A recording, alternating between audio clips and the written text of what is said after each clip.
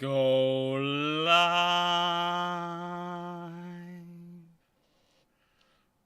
Right then. Hello everyone.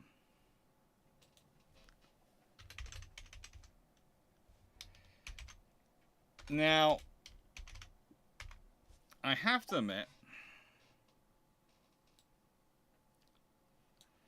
I started this a little bit ago, so I was a bit surprised to see how quickly it would actually go live. It's gone live. Once again, YouTube is asking me if I would like to have auto ads started. I'm not going to pick auto ads, don't worry. Auto ads is not coming. Auto ads is not in my lexicon. It's not. Da da da dee. Da da dee.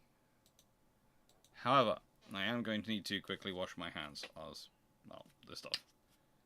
Because I noticed something was dangling off my window. And do not ask me how it got up there, but a giant slug was sitting on top of my window. And I thought, I do not feel like having you crumbing inside my window and me watching you slowly going down. So I went and moved them. Hello John Shea, hello Mark Harkness, hello Peter Dawson, hello Byron Newman, hello Carmen Gosberg, hello Timmy Locker, hello Michael Cooch, hello New Akibi 4472, hello DavidThornthwaite, hello Dan Freeman, hello Plains Fox, as you're waving our wave, and hello everyone. Shameless book plug, if not ads, I always do the shameless book plug. Shameless book plug. Currently, I'm crossing fingers there's going to be at least one more book to add to the shameless book plug. I'm being realistic. I wanted to get 4 done. I've got 2 written. 2 most of the way there. But I have the funds for 1 set of pictures. And I have those funds if, he says, and this is the big if the paychecks come through on time. Look a tad shaken. Not shaken. Tired, which is strange for me, but not shaken.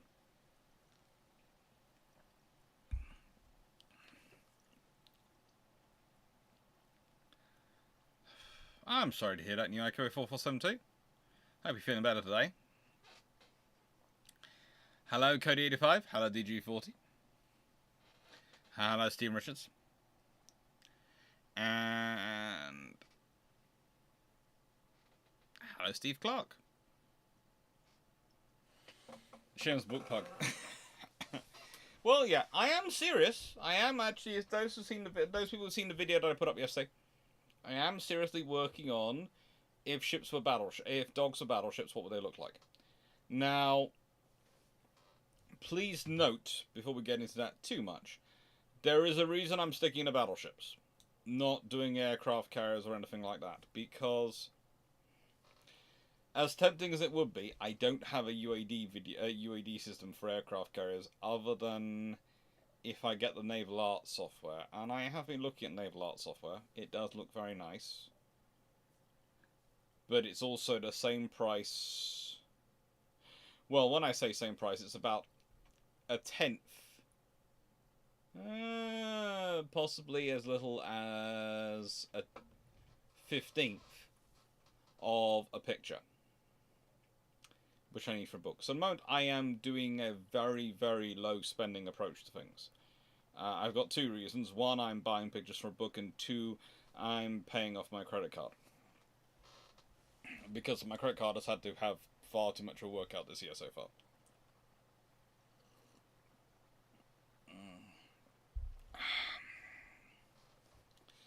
Ship type that a pug would be per WWI.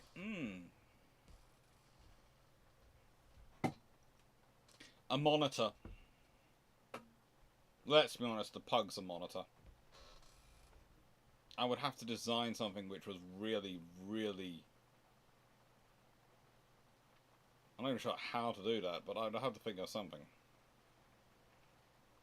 Does that mean a Char would be a Flower class Corvette? No, pound for pound, it has to be massively over-aggressive for its size. So basically a Chihuahua would be something which had more torpedoes than sense.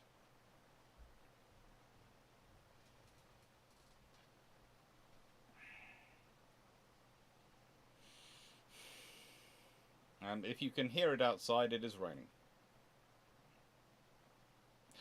Also, just as we're getting started I'm going to give you all a bit of an update in that this is a random piece of information, but I just thought it'd be quite funny. So, every year, it used to be, I would get myself a new portable hard drive and back up my files to it. This year, in February, I started off with a very nice 4TB portable hard drive. That's now full. So my 4TB portable hard drive is full. I've had to order a new one. Not only that, I found that the one I had for the previous year, when I eventually found it, is also full. I couldn't remember filling it up, but I had.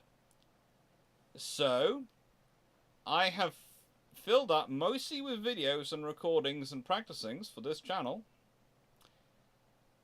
In the last 3 years, 12 terabytes of portable hard drive space. I'm not sure if that's a good thing or a bad thing, but it's what I've done.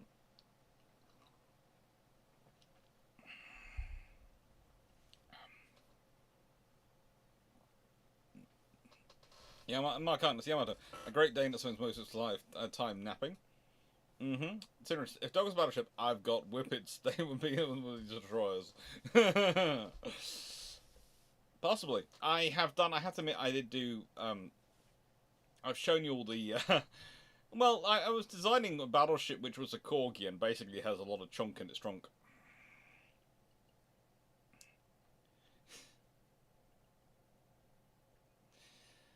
Team Logger, time to get a 20 terabyte NAS. Honestly, I am considering turning my old PC into a massive, basically, hard drive server, versus storage server.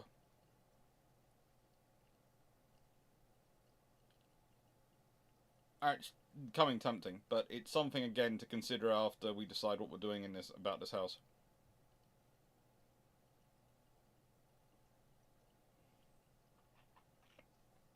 Dan, hello, Mitchell. Shameless book, Iron Brew Fund, book plug funds. Thank you. I know the Samsung Q870 SSD has a 8 terabyte worth of memory space. I tend to get, well, I get the Samsung ones. I've got one still connected in here, but yeah, I get the well, no, not the Samsung, the Toshiba, what are they called? Literally just ordered it today, Clarke. You did, you remember it. Samsung, Toshiba, brain work?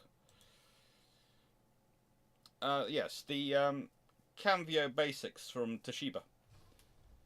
It's what I've got, what I tend to get. And I tend to get Seagate ones, Samsung Seagate ones for my actual computer. So, they've been fairly good to me. They have been fairly good systems for me, so I stick with them.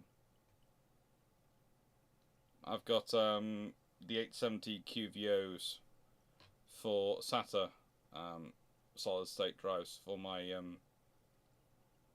PC.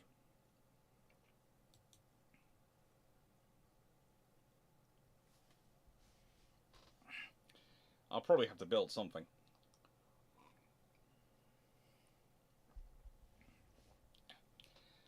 Portable hard drives are a scam. I use portable hard drives as backup tools. It's going to sound strange, but again, I have a whole lot of them. They're all sitting behind me.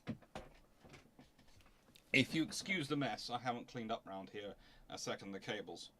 You'll see. I've got a little tarot going on here. And yeah.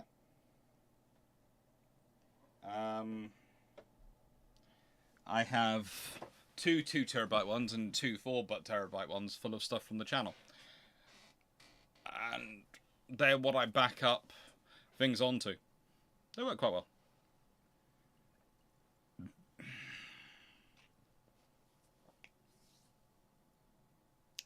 Yes, we haven't started topic yet.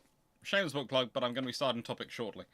I just thought I'd let people arrive a bit, because I'm actually running to time for once.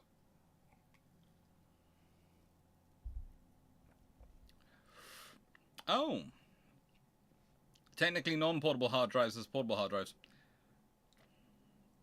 I'll stick with using the portable ones. They might be more expensive, but the thing is, they're designed to take the bashing which they go through, and they're designed to go through airport security. And at least, but two of those have been through airport security. And not been corrupted. So what is the gap between the 1st and 20th of September? Well, the gap between the 1st and 20th of September, which you might have noticed from the lives not being scheduled, is going to be filled by a lot of, how do I put this politely, key ship videos. But it's my mum and my aunt, who are twin sisters, of course. It's their birthday bonanza period.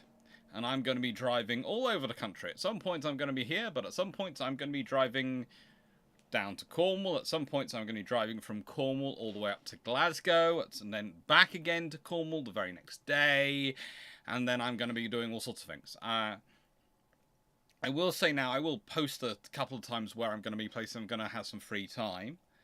And if people want to come say hi, they'd be more than welcome to say hi. But I will warn you, I will have a fluffy research assistant with me. So if you are wanting to meet up with me, that's lovely. If you want to have a chat about naval history, I'm overjoyed.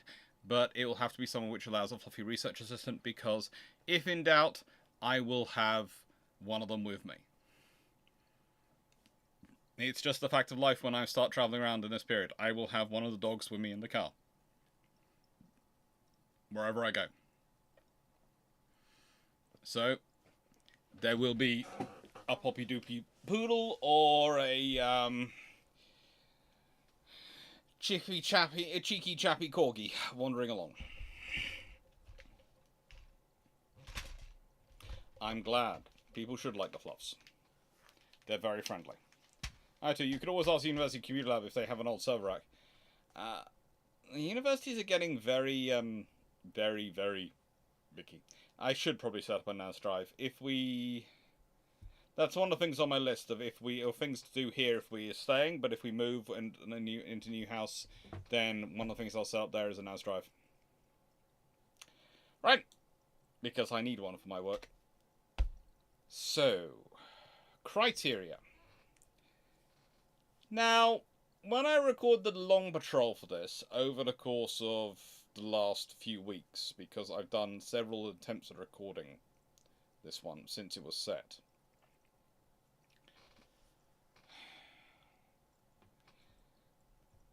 Well, Winnie Churchill kept coming up in the various points. And so I wanted to start off by talking about him, because one of the popular fashions you see in a lot of modern academia is, not just in academia, but in lots of popular history, is people generally blaming Churchill for everything wrong in their world. A, he wasn't that powerful. He did not have that much power.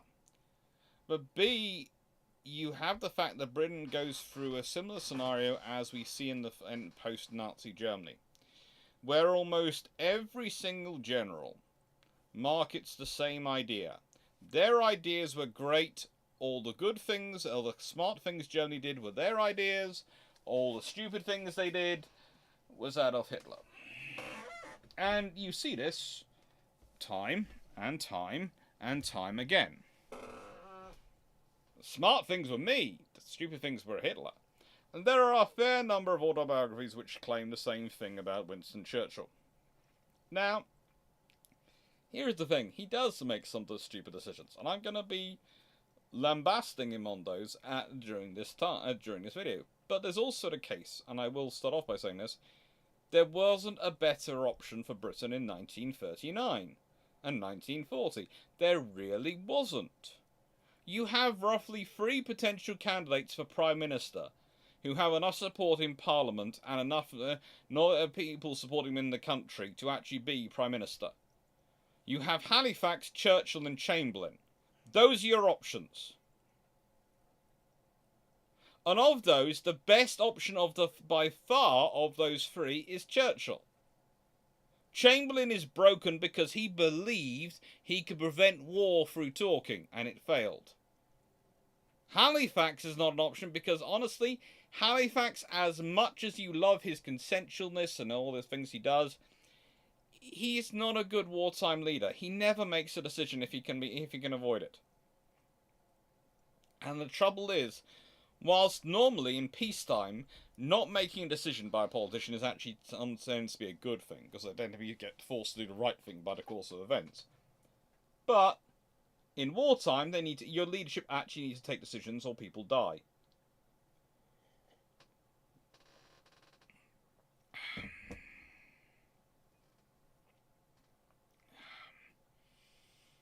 And that is your limitation. That is your criteria. That is your problem. Just going to quickly, before I get into the rest of the criteria, answer a small question. Dan, the reason I didn't bring Eva to the pub on Tuesday is because it was up in central London. And neither of my dogs feel the need to go up into central London at this current time. Although, I nearly did bring one with me anyway, just for company. Now,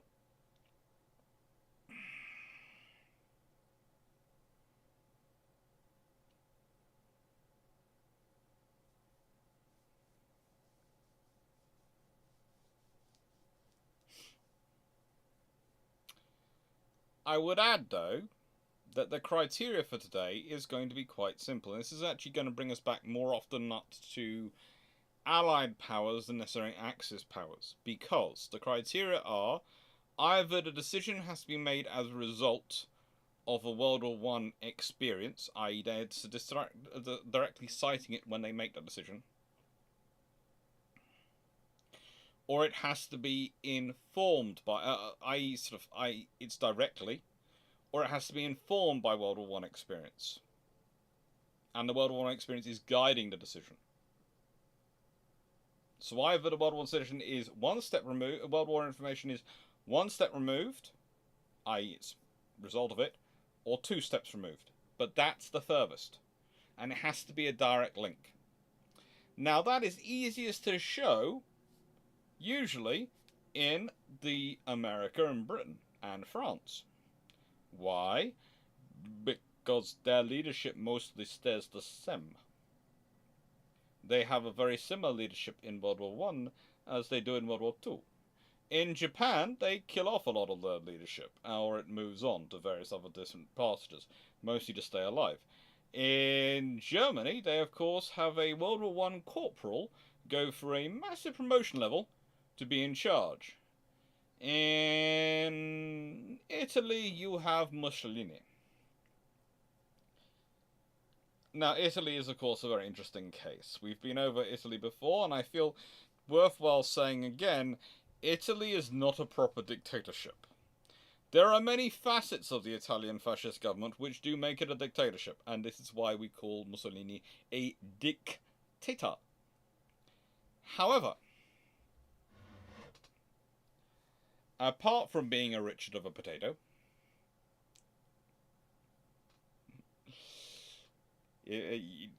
please go look up the joke that wasn't being rude about Richards. Some of my best friends, well, one of my best friends is married to a Richard. I'm not that rude about them. But leaving that all to one side, there is enough of Italian leadership which is contiguous to its pre-dictatorship era. There is enough of it going. There is enough people remonstrating with Mussolini from the Senate, including, of course, famously a couple of the actual naval delegates sent to the Washington Naval Treaty one of whom spent the entirety of the next 20 years pretty much slagging off Mussolini in the Senate. That was pretty much his favourite pastime. That's the problem with it being a dictatorship. There are definitely facets of Italy which are a dictatorship. There are also facets which show that Italy doesn't quite manage to get there.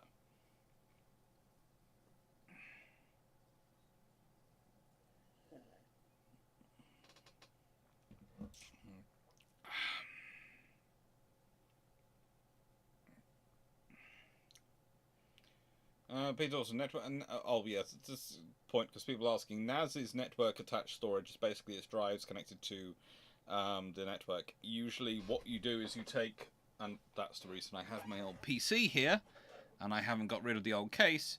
Is I plan to convert that case and that old motherboard and processor, which all work quite happily.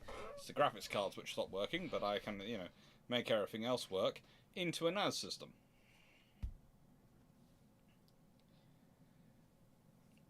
So that's a network attached storage, a network attached storage. So I can just put a whole load of storage in there and just copy and paste and back stuff up to it.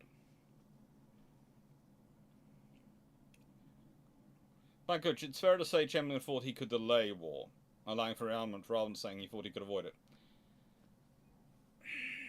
I think he thought he could avoid it short term and delay it to...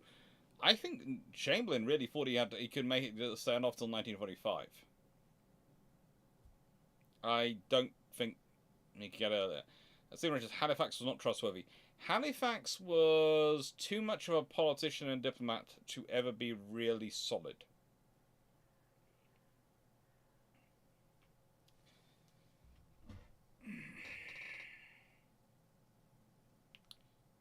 The title is referring only to naval battles. No.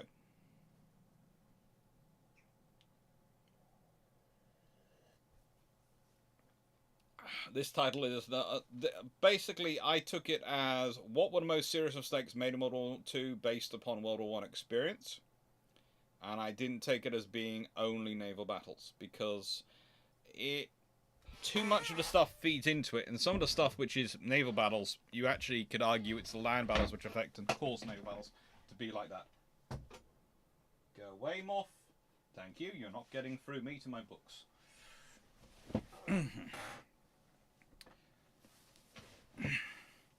Hi, David Gordon. Do you need a spare graphics card? No, not for the NAS drive, NAS thing, and this thing has a very good graphics card in it. Very happy with the graphics card here. The one thing I will have to admit, though, is that if I start doing even more heavy-duty video processing, like my good colleague Drakenfell does, I will probably need to actually upgrade the graphics. Not necessarily on this. I might need another graphics card, though. I might need to add in a second graphics card. Which has got the expansion slots for, so it's all fine. But, it's just a case of, yeah.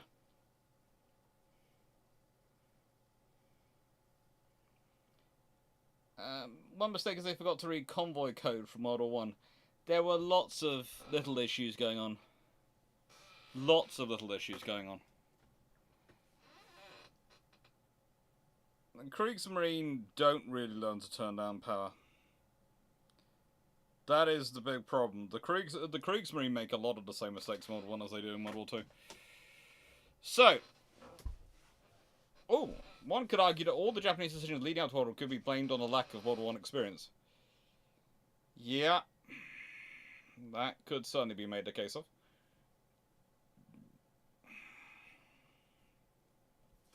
But, let's figure this one through. Things that can't be blamed on World War I here. Well, you can't blame HMS Hood on World War I. She's in this photo. You can't blame the Graf Spee on World War I. Why not? Well, battle cruisers and surface raiders were around long before World War I, but also it's not World War I which forces someone to make a decision to go for, let's go for a 6-gun ship with 2 triple turrets, and they're going to be either end. Really? the Deutschland class are one of those really interesting things, because I know sometimes they're marketed as pocket battleships. They're not. They're large, heavy cruisers. But the fact is, the Germans have so many options for improving these ships. They really do. Easiest way I could think of would be is to have made them slightly longer, which they could have done. They did have the yard facilities that could have allowed them to be made younger and built longer, and have stuck in an extra turret and just kept building those instead of Scharnhorst and Gneisenau, and then waited until they actually had the resource available to build and had the research done to build a proper battleship. Just keep churning out 11-inch gun large cruisers.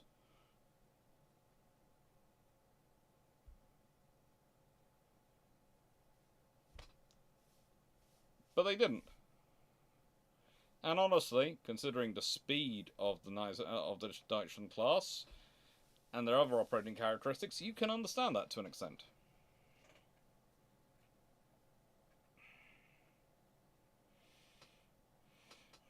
But ultimately, the fact that ships are still using guns, that all these things are still the rulers of the waves in 1939, none of that is the fault of World War I. In fact, it's the reality of the time. I get into this question a lot with people when they sort of... Because one of the things you have to remember is my PhD thesis was development of naval aviation. That is what I've done my thesis on. You can look up the question, although you can't look up the thesis at the moment, on King's College on the website.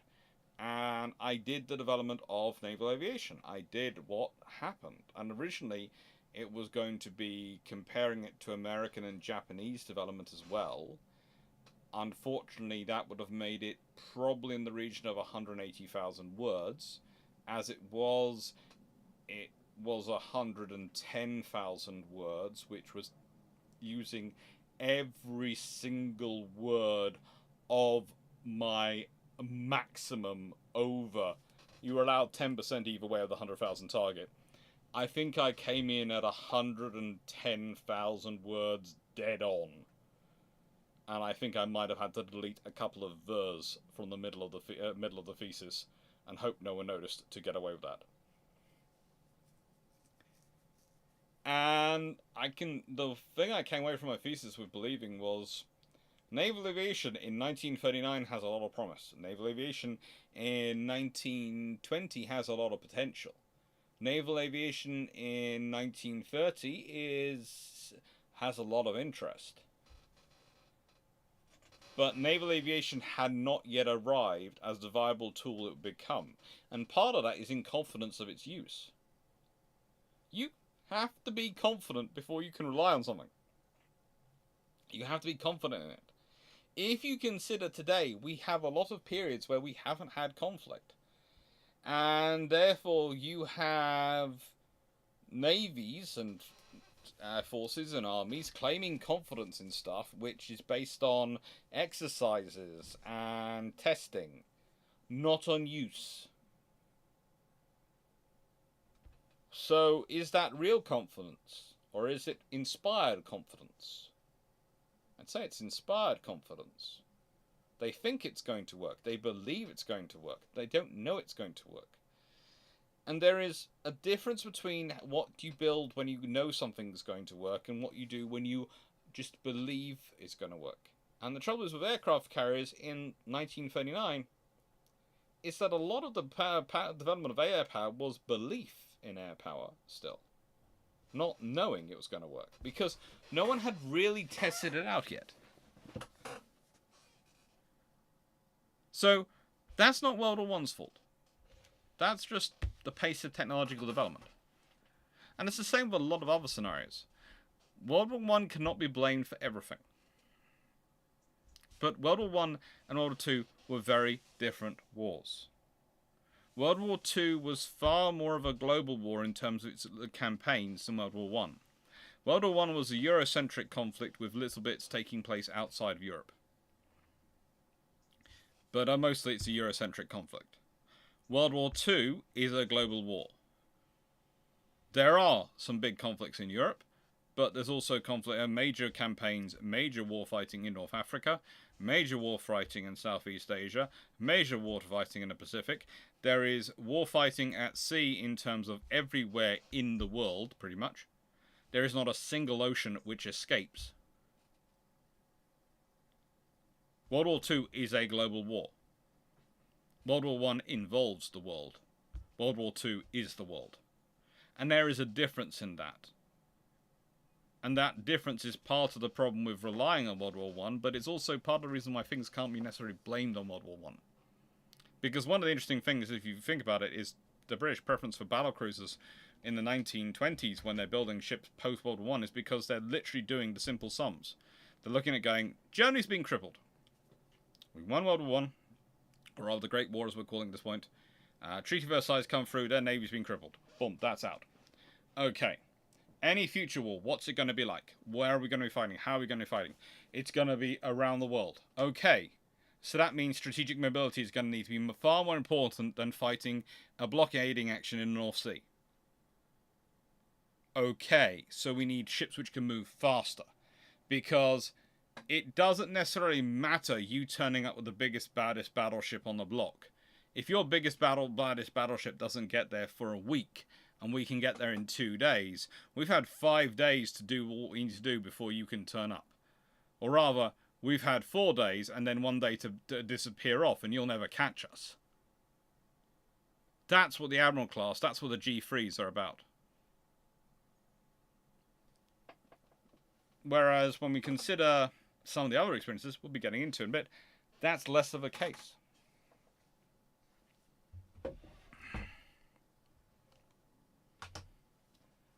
No plan survives first contact with the enemy. No.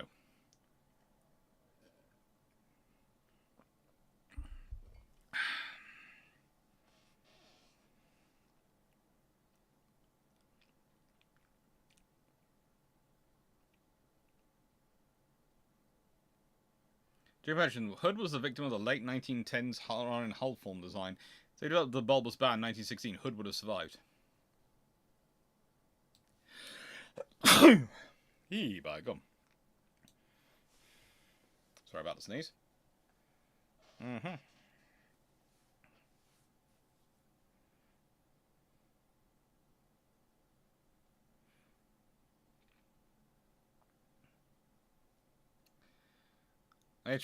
fairness, the hit on Hood is so perfect, almost any changes to characteristics and she isn't there.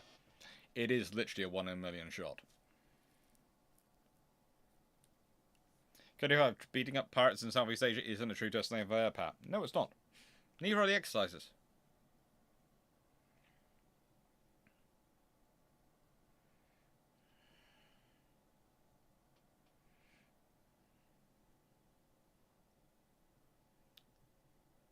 Baron Ferding, most serious mistake of World War I experience? My vote would be the German army facilitating whether the logistical system should be sent on trains or motor transport. Oh, there is so much about that. And let's be honest, the reality of the German army logistics system was that a lot of it was based on horses. And that's the really interesting thing. And that's a good point, because a bulbous bow hadn't really been developed, and whilst yes it does have an impact on a ship's trough and various other things, it has an impact on the way the wave, etc., and these deployments happen. It's a whole complicated thing as to whether or not it would have actually affected the trough that much.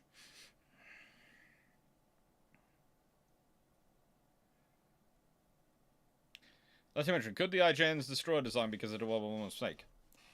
It could certainly be put down to some of it, but there again, making things top heavy is rooted in World War is rooted in the treaty limitations, which are rooted in World War I, but that's kind of 2 steps removed. So if it's the mistake, it's more a case of it's more down to treaties. Then the treaties are 1 step removed already from World War I.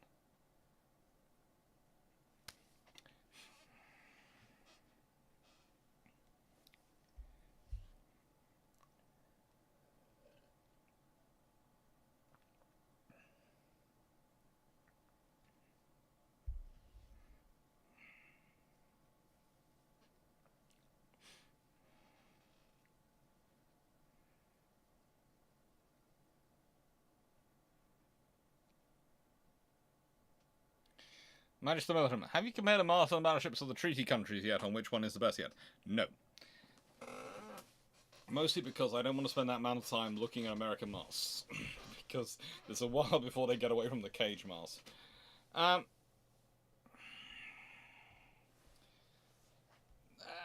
not quite sure the exact percentage, but Melanie, but I do know that the only and hello Melanie 1640, the only fully motorized and mechanized army in the world in 1939 was the British Army. So, misunderstood lessons of World War One. Torpedoes. Let's be honest, in World War One, the Germans got a lot closer to blockading Britain by submarines than they did in World War Two. They got a lot closer. Now, partially this is because Britain took so long to implement a convoy system in World War One, and the need to do a crash escort construction program. But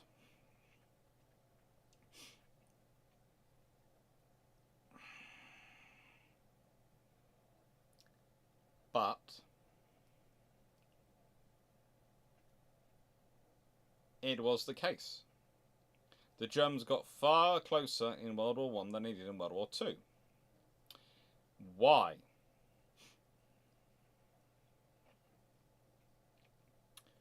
Well, I would argue, and I'm fairly sure if he'd been alive at that point, Holzendorf would have argued, that it's because the German Navy follows the elan, the honour, the glory of the submarine service, rather than the data-driven hardpoints. It's kind of like when you see some television programs which seem to be selected these days, where you're going, honestly, how is that getting remade? Because no one I know watches it. I know I'm not exactly demographic, but they're saying they're getting very terrible viewership figures, and they're still remaking that one. Yet the other thing which had good viewership figures is not getting made. I don't understand this. Well, you could say that's because they're not reading necessarily the same data you are. Or maybe they're not reading data at all. Who knows? Well, it's the same with the lessons of World War One. Submarines were effective. Let's make submarines. This is a mine-laying sub. It carries torpedoes and a fairly decent deck gun as well, but it's a mine-laying submarine. This is a submarine that, well, is designed to go and attack you with torpedoes and guns. You're going, hang on, Alex, what are you talking about? Well, here's the thing. If you're a mine-laying submarine and you lay mines off an enemy port, you can then disappear off and go do damage elsewhere, while your mines do damage without any risk to you. Mines can suck up resources like anything from a power defending it. One of the problems for Britain when it starts off World War II, and one of the reasons why Churchill actually thinks he has a reason to do the anti-submarine warfare, or change and the pause in construction of the capital ships and carriers, is because the Royal Navy has a lot of ships which are technically bracketed as minesweepers rather than anti-submarine warfare escorts. Why? Because the Royal Navy during World War One and had done the results, Henderson had written a report, and the most dangerous and scary thing for the Navy to deal with were mines. They lost almost more to mines than anything else. Especially when you started adding in convoys that didn't run or leave on time because whole routes through minefields needed to be swept. When you added in the cost of losses to mines, the amount of damage mines did, which then need to be repaired, the vessels which need to be towed, the blockages to harbour entrances, all these things, and shipping and crucial lanes which are access for channels for the ships to get out of harbours into the sea. All these things, these problems which mines caused, which submarines didn't on their own. See, a submarine, it turns up, fires torpedoes, has to go home once he's reloaded its torpedoes. Mines can hang around. Mines can be deployed and cannot go live for a couple of days. There are all sorts of options with mines. And one of the really interesting things is in World War II, neither the Japanese nor the Germans really go in for the mine-laying submarine. Not as much as its success in World War I would have you push for it, or have you think it should be. And it's not because mines stopped being successful. They are just as dangerous as ever in World War II. Just as dangerous. HMS Belfast's back is broken by one. The reason arguably we have Belfast around the condition she is today is because at the beginning of World War II, she gets her back broken, she gets taken into a harbour, she has to have basically her hull rebuilt, and by the time she comes out in World War II, later on in the war, she's A, looking spiffy, but B, missed quite a few of the points of war where she could have been lost.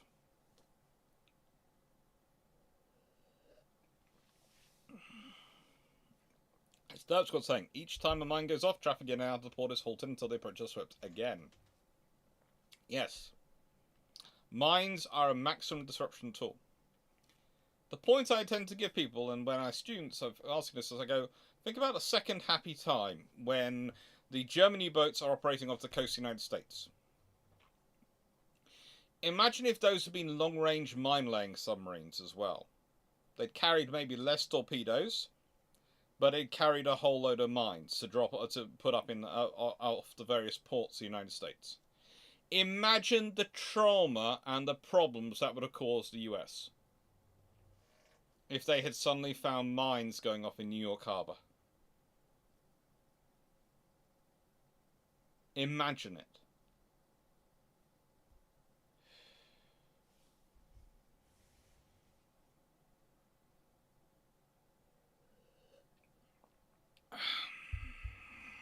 Now, we will get into the various problems that does come about, but usually, as Justin Kippers just asked this question, I'm going to put as, considering how dangerous U-boats would be, as learned in World War I, should Great Britain have focused more on anti-submarine warfare and more modern destroyers during the interwar? The British built nearly 200 destroyers in the run-up to World War II. You can argue at various points, and ordering Hunt-class escort destroyers and Flower-class corvettes. They developed ASDIC. They ran anti-submarine warfare exercises, major fleet anti-submarine warfare exercises, pretty much every other month from 1924 onwards. They ran anti-submarine warfare drills with their destroyers and their small ships every chance they got. You couldn't have had a service that spent more time preparing for anti-submarine warfare than the Royal Navy. The trouble was there were a number of false positives. One, ASDIC, it wasn't realised quite the problems with ASDIC because of the reasons that the exercise set up. Because you have to remember, for exercises, the submarines have to keep below a certain level to stop ships accidentally hitting them. So the submarines are always lower, so the ASDIC picks them up, whereas the problem with ASDIC was if they were afloat. Also, when you're doing an engagement with ASDIC in an exercise, it's dropping a grenade, etc., boom, boom, boom. Whereas it's found that in wartime, you needed not just one to hold the lock, and you needed at least one to hold the lock, and one more to engage a submarine, especially pre-development of things like Hedgehog, etc., and Squid. So there's lots of good technology there. There's trouble is there's also false positives. There is such a scenario as you practice it so much, you actually get locked down a train of thinking. And the other thing, and this is the problem, is the British developed a real good idea of going, let's use our aircraft from our fleet, our carriers, as part of anti-submarine warfare. Great. But then, of course, they have a fleet carrier doing it because they don't have escort carriers built and in service yet when they start off the war, which is when Courageous is lost. So it's, Justin, it's more a case of they focused a lot on anti-submarine warfare. They developed a lot of anti-submarine warfare capabilities, and they're actually really good at it during World War II. But there's a limit to how... let's put it this way. They'd overestimated to an extent some of their technological advantages and the stuff they'd built. And it's going to sound strange again. But there was also a problem in you get a lot more talk about the convoys which are attacked than the convoys which get through. one of the problems we have in the cultural memory about World War II and even World War I in terms of the convoy war and the Atlantic War is you will often get discussions of these convoys which suffer losses and the convoys which get attacked. There isn't much of a discussion of the convoys which don't get attacked because they're just not interesting. And that's not going to sell a book. I once had this conversation with someone who wrote a book which was literally about 2 convoys in World War II, and there's about a dozen in between. And I went, you haven't mentioned any a dozen in between. There's nothing interesting that happens there. The convoys sail, they cross the Atlantic, they're all fine, they don't even meet the Germans. Why? Bad weather. So the Germans didn't manage to find them in the stormy weather, so the convoys just got through and were fine. But the trouble is, you read that book, and if you don't think about it, you see those numbers, and you don't realise necessarily that the Royal Navy is actually working contiguously and filling in every number. You could get the idea that every convoy is a vicious firefight. Not, well, you know, it was such bad weather the Germans actually couldn't attack them.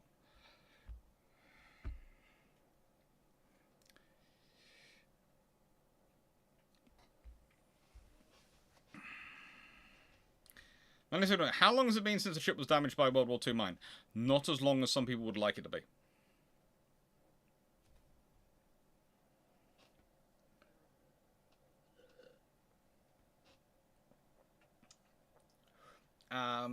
It depends. I'm not quite sure if some of the mines being used in Ukraine at the moment might be World War II generation.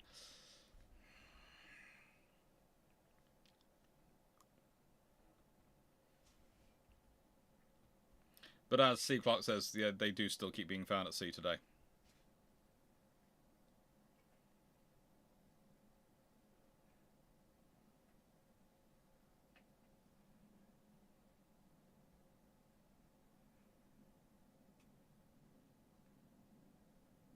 Indigenous Time. How about the elephant in the room? Focusing on battleships instead of making more technologically advanced carriers and creating the concept of defensive and offensive carrier battle groups sooner. Okay, in Junior Sign, I did explain this at the beginning, but I'm going to get into this later. But basically, I'm resisting the chance to say the word which is springing in my mind, because that would be rude. But as I said at the beginning, you're seeing aircraft carriers from the perspective of what they achieve in 1945. You're seeing aircraft carriers from what they are, naval aviation is from what it is by the end of World War II. That isn't naval aviation in 1939, that is not naval aviation in 1930, and that's not naval aviation in 1920. So, you don't build defenses and build your equipment on what something might become. You procure on what it is. And again, the Royal Navy has the most aircraft carriers of any nation in the world in the interwar period. Yes, they lose Courageous, Glorious very early on in World War II, and this causes all sorts of issues, especially when combined with the pause of capital ship construction in terms of people's perception of Britain. But there again, the Royal Navy's carriers are still being used for a lot of other operations and going around at various points. Taranto and various things like Mers al-Kabir and other scenarios going on around the world.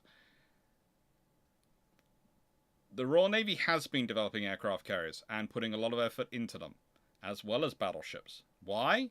Because whilst the aircraft carriers might be, and are to an extent felt to be, have a lot of potential, have a lot of have possibilities, are coming along, the battleships are the proven concept. And the battleships are here now. You don't abandon what you have now on the basis that they might. The other thing is the next thing, because what happens if it turned out aircraft carriers weren't? What happens if it turned out that someone got radar-controlled gunnery and managed to develop really advanced radar-controlled gunnery somehow really quickly, and so were able to shoot down aircraft really easily at long range, and suddenly battleships were really scary and you don't put all your money into aircraft carriers? Now, the odds of that happening are very, very slim, but it's still an option. Then you'd be talking about how stupid the British were to throw away their aircraft carriers. Or throw away their battleships. You don't jump in and go, we're going to put all our eggs in that basket. You have to spread you have an empire to defend. You cannot make that jump. So you invest as much as you can in A, but you also invest as much as you can in B. You do both. It's not an either-or scenario or question.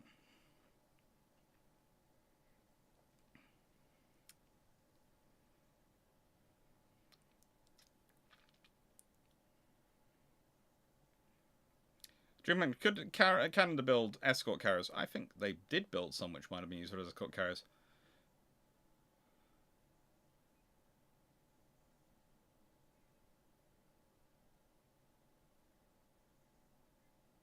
That's good. I think they should have probably been worked on more during the war. The Twin Wars is probably cryptanalysis. Who says it wasn't? Again, Derp Squad, always be very careful about what is the public knowledge about things like cryptanalysis and network security. There are still parts of Bletchley Park which are, in times of the records of them, are sealed to this day. There is a lot of information that is not out there, and that will never be out there. So that's why I'm not jumping into that one.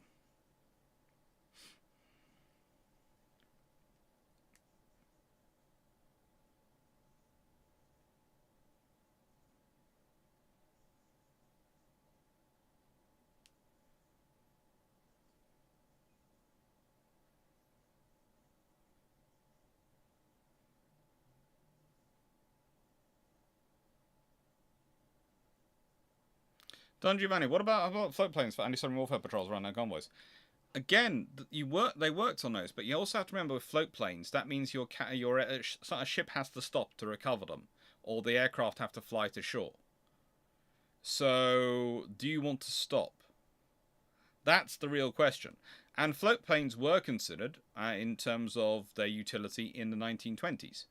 But by World War II, they realised they didn't want to stop and they needed to build escort carriers. Guess Whirly, are there any books on the experience of World War I subcrews? There are a few. I haven't got any in this room moment. Abduran, does the development but limited testing of magnetic detonation torpedoes count? Yes, but they're mostly not World War or due to World War I experience. That's mostly not a problem caused by World War I.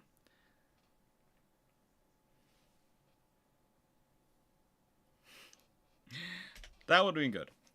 Now, here is something interesting, and here is a stat which comes from World War I, which is often not known about. But it's also one of the reasons why I find it so much funny when I get, especially told by historians from a certain part of the world, that Britain was obsessed with battleships. And I look at them and go, well, all navies were to an extent obsessed with battleships in the run-up to World War II, and during World War II even. They don't always like that one. Well, it's when you find out that the most complete and the only complete set of models that allows you to refight the Battle of Jutland in terms of wargaming to this day is held by Annapolis in the United States, the U.S. Naval College. They still do it. They still test this. This one they brought some to the UK to the Greenwich Maritime Conference at Greenwich, which I was there, and you won't see me in any of the photos on this thing because myself and Andrew Lamb were downstairs because there was cake downstairs. Everyone else was upstairs watching the wargaming, and I left the cakes and the other food unattended downstairs. So myself and Professor Lambert and a couple of others, I will admit, just quietly sidled off down the stairs while everyone else was amused refighting the Battle of Jutland on the floor and hunted the cakes.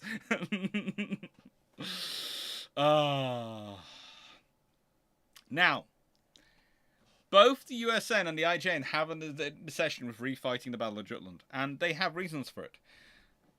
If you consider the same reasons why Britain, to an extent, disregards Jutland after World War I, there is, to an extent, a memory of it. But it is often overstated in terms of reference into Britain. They're going, oh yeah, they wanted to refight the Battle of Jutland. As I've said before, there is a legacy of Jutland in terms of Britain's obsession with night fighting and various other things. But one of the things that comes through is they're thinking of a task force war because they're thinking of a global war. The Royal Navy basically, the moment the Germans are gone, go, well, hang on. The threat which required us to concentrate is gone. We now need to worry about a threat in the Mediterranean, i.e. Italy, and a threat in the Far East, i.e. Japan, and other smaller powers around the world. We don't have a threat we have to concentrate against in short term and peacetime. We would have to concentrate against the Japanese, but we also couldn't ignore the Italians and various. So they have to already look at a task force idea. So the huge concentrated fleet action that is Jutland doesn't really appeal to them. However, for America and Japan, which are literally looking at each other from across the Pacific and going, it has appeal. For Japan, they're looking at it from the German side. How do the Germans not lose? Now, of course, the Japanese couldn't rely on A, the Americans having shells, which didn't work properly. Thank you very much. Quality control. And B, on the Americans having an Admiral Beatty style figure in charge of their scouting force who would not pass on any information to their main fleet. Caramba. It happens. But, the Japanese were looking at it. For the USN, they're looking at it because this is a large fleet battle. And so far there's been Tsushima, and there has been Jutland. And they haven't been involved in either. You've got this mighty battle fleet, and they so want to use it. A legacy of World War I is that the US Army gets prestige. They fought. They did the tough things, the hard things. And they did. Some of the battles the US Army is involved in World War I are frankly terrifying. To an extent, some of them are terrifying from the perspective of their refusal to listen to their American and to their British and French allies who are going, you don't fight wars that way anymore. But they're doing their best. And their speed of adaptation is to be lauded. It is to be lauded. But the USN doesn't get that. The US Navy sends their best battleships to fight alongside the Grand Fleet, and they never get a fight. They never get to be part of a big battle.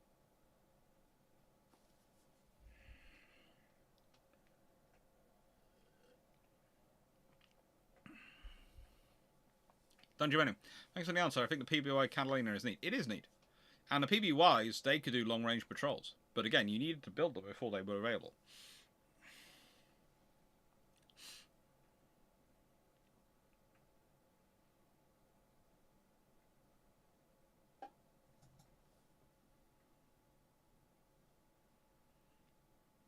I would say, before we get into too much into the magnetic detonators, the big thing was being able to do global testing and realizing the differences in magnetic field around the world had effects on magnetic detonators.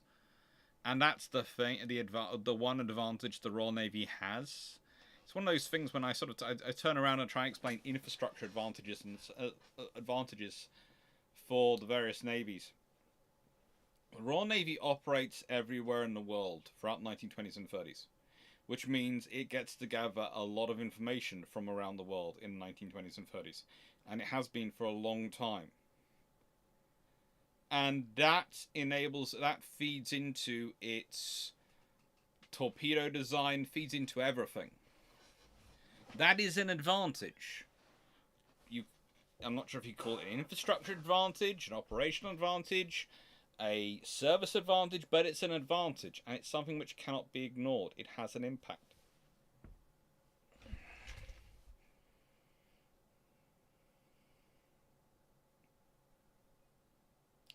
So, do you have any deals on when the giant board game with Trafalgar is happening? Not at the moment. We are supposed to be having a chat tomorrow. Everyone, on Professor Allen, I saw he was doing a presentation on Corbett, Mahan, and Strategy. It's almost like he taught you. Yeah.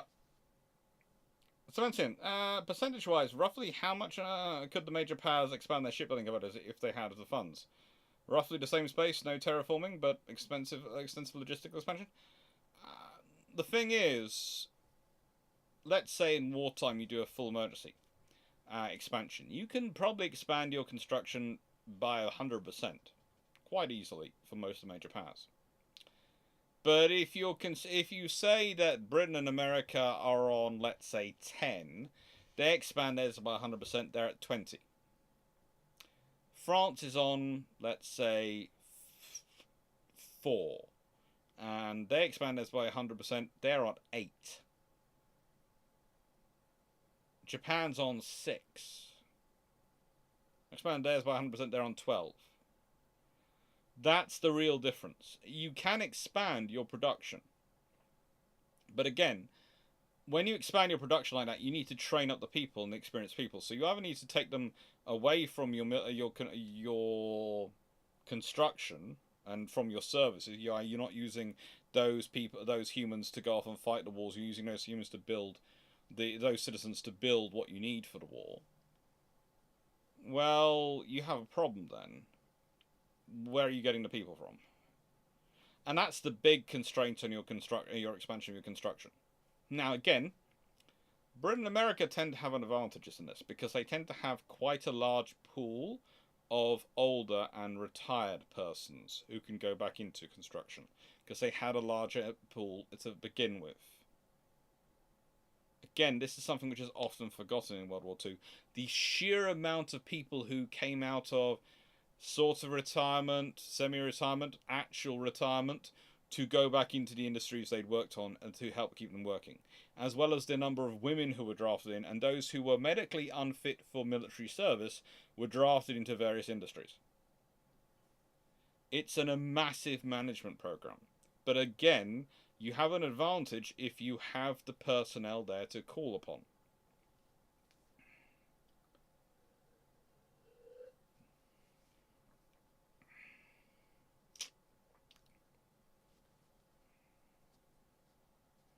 I'll stand back it. And hello, turning 343.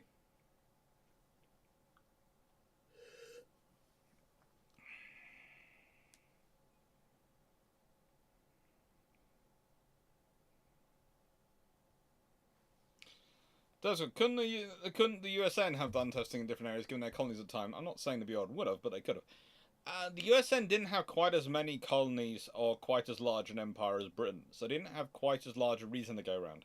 Remember, the British testing is just as limited in many ways as the Bureau of Ordnance's testing and for the USN. It's just the British ones have a lot more data to call upon because of where their ships have to go. The US Navy ships don't have to go to the same spread of places, and don't on such a regular basis. I believe my old wargaming club Washington had all the German ships, and most not all they are in 1918. One of them was a jewelry maker. Cute.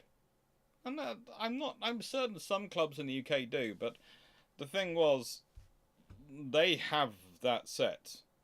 And that set has been lovingly maintained since the 1920s.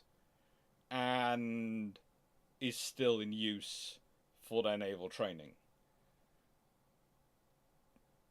When I'm talking about those sets, I'm talking not about the various wargaming clubs. I'm talking about the naval services.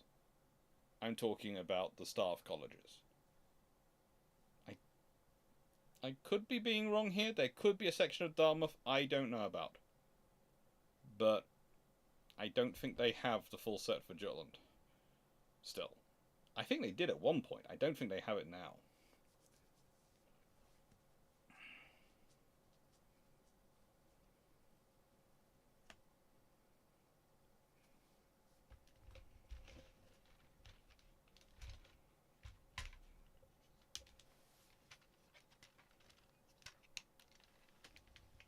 Right. Theories of warfare that came out of World War I. Oh, good lord, they came thick and fast. Okay, WWII is someone I have talked about on this channel a lot. And the thing is, you have to accept he was an effective communicator. Far too effective. But he was also, what was he making the case for? Well, he was making the case in the pre-nuclear bomber age for bombers to carry 100 tons of biological weapons, nerve agents, chemical weapons, systems like which had been used to try and devastate the Western Front. And the idea was each bomber would carry 100 tons of these, and 1,000 bombers, dropping 100,000 tons of these munitions, would descend upon cities and wipe out their entire populations.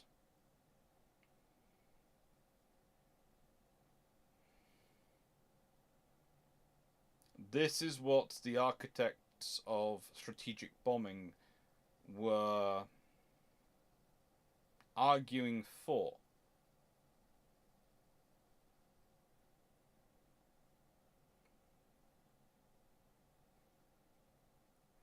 When Stanley Baldwin stands up and says the bomber will always get through in 1932, when he stands up and says the bomber will always get through, he's talking about this. He's talking about the offensive versus the defensive. He's also talking out of his behind. Okay? Because, A, he's basing it on some idea that there is now a weapon system which humanity has developed, which they will not develop a counter to. Something I do not see ever happening. We always develop a counter to it, or an offset. Even nuclear weapons, we developed an offset to them. It's not necessarily a direct counter, but an offset. Okay, well, we have to take them out before they launch. Whatever humans come up with, we can tend to come up with an idea of how to fix it. Or at least how to prevent it, to an extent.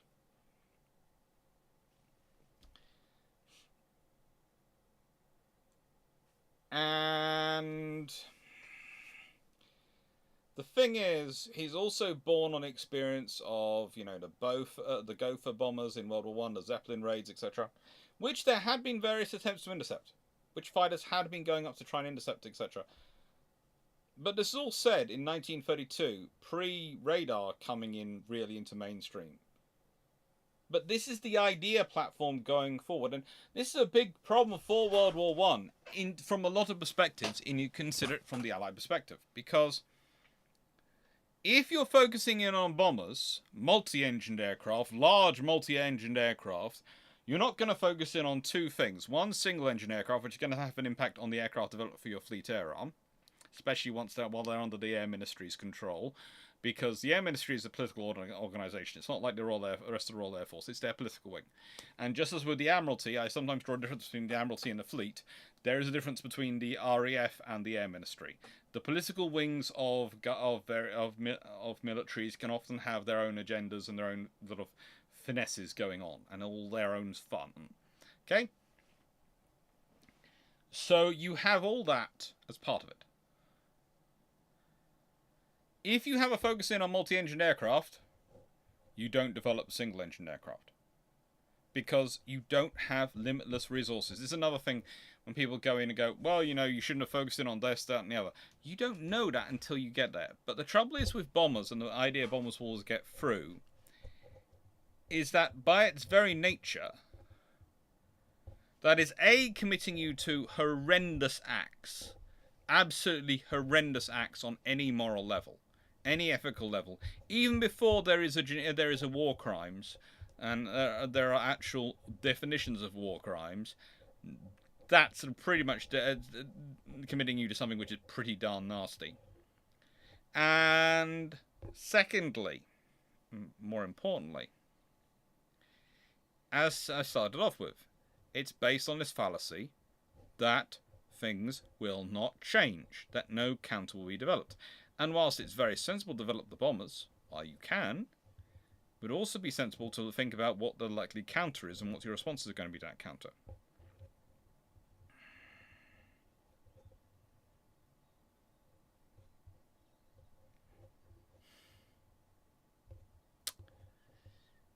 It's just, right then.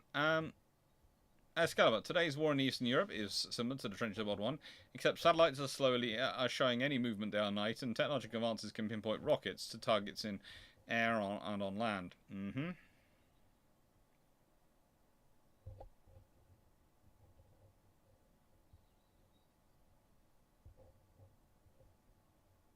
Chaos Wiley, 100 tons of chemical weapons is crazy. 1,000 bombers loaded with 100 tons of chemical weapons.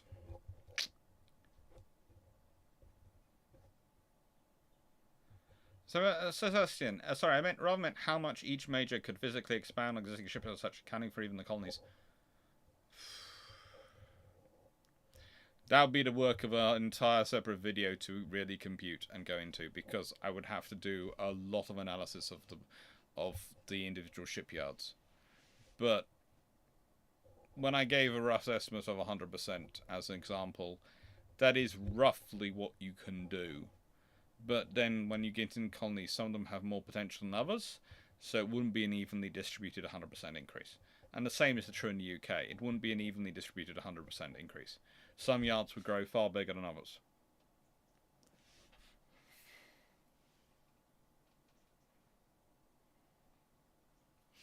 That's what it sounds like. They may arguing to nuke China until the rubble bounces in the Korean War.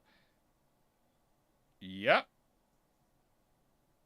And Li Mei doesn't come from nowhere when he's saying this. This is what the early people proposing strategic bombing were talking about. It is not anything new when Li Mei is arguing this in the 1950s. It has been around for a good 30 years by this point. By that point.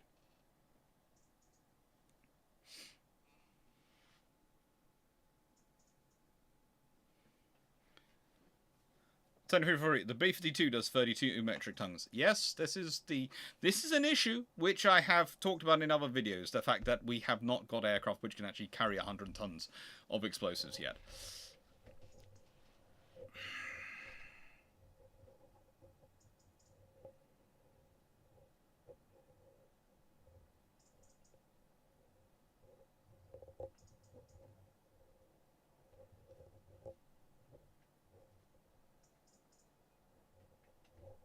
That's good. Before the leap in increase in power, making interceptors viable, bombers tended to be faster than interceptors that were meant to catch them. Yes and no. There was also the fact there wasn't always the same investment going on in the interceptors. Mainly was altitude, which was the big difference. But once you had more power, the altitude didn't have an impact. Didn't have so much of an impact.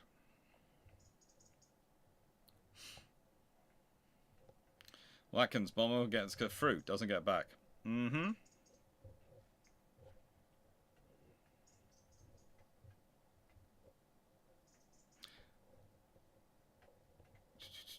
looking at the various questions. There are some responses going back on in the chat, so I'm trying to keep tracking them. I presume that's to Carl von Gasberg. That's the Carl who I normally see in the chat. Yeah. So there are very few aircraft which can actually carry 100 tons of anything at this point. Yeah, and again, usually when they can carry 100 tons, their range is not that great. That's the other interesting thing for this whole scenario for WWI and in the 1920s is that, and this is the big problem for the bomber force in the 1920s and 30s when they're making their claims for success. And again, this is the big problem also for aircraft as well. Sustaining aircraft a long way from home, sustaining aircraft at distance, building up the infrastructure to support them. It's during World War II that Churchill utters that nothing is more immobile than a strategic bomber squadron, a heavy bomber squadron, because once you've set up the base for it, you put so much infrastructure to sustaining those aircraft there. Whilst they can strike anything within range of that base, moving them from that base to another base is a very, very complicated and difficult task. It's, if you look at the development of airfields, etc., and the facilities that are actually there, half the trouble to build up for the British in Malaya was the fact that the airfields they built, which were able to be used by the Japanese for landing and bringing in supplies, were not really able to be used for necessarily operating the aircraft in Malaya from the British had. But they had to defend those airfields. Oh, it's just Malaya is an entire mess, and Malaya can also be put at the door of World War One, but we'll leave that to one side.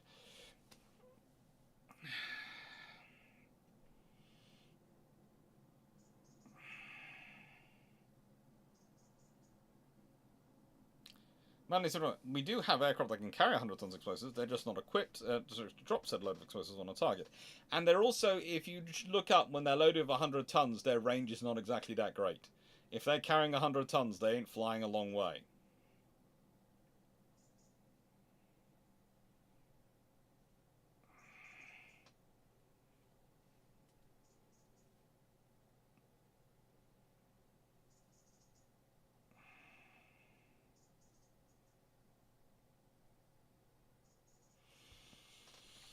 Right then. So, pace of warfare. Well, yeah. This was again a problem with the perception of World War One, the cultural memory of World War One, and the reality of World War One. Got up here a plan from the 100 Days of campaign, which takes place at the end of World War One. It's almost a textbook proto-example of what will become known as Blitzkrieg or Lightning War.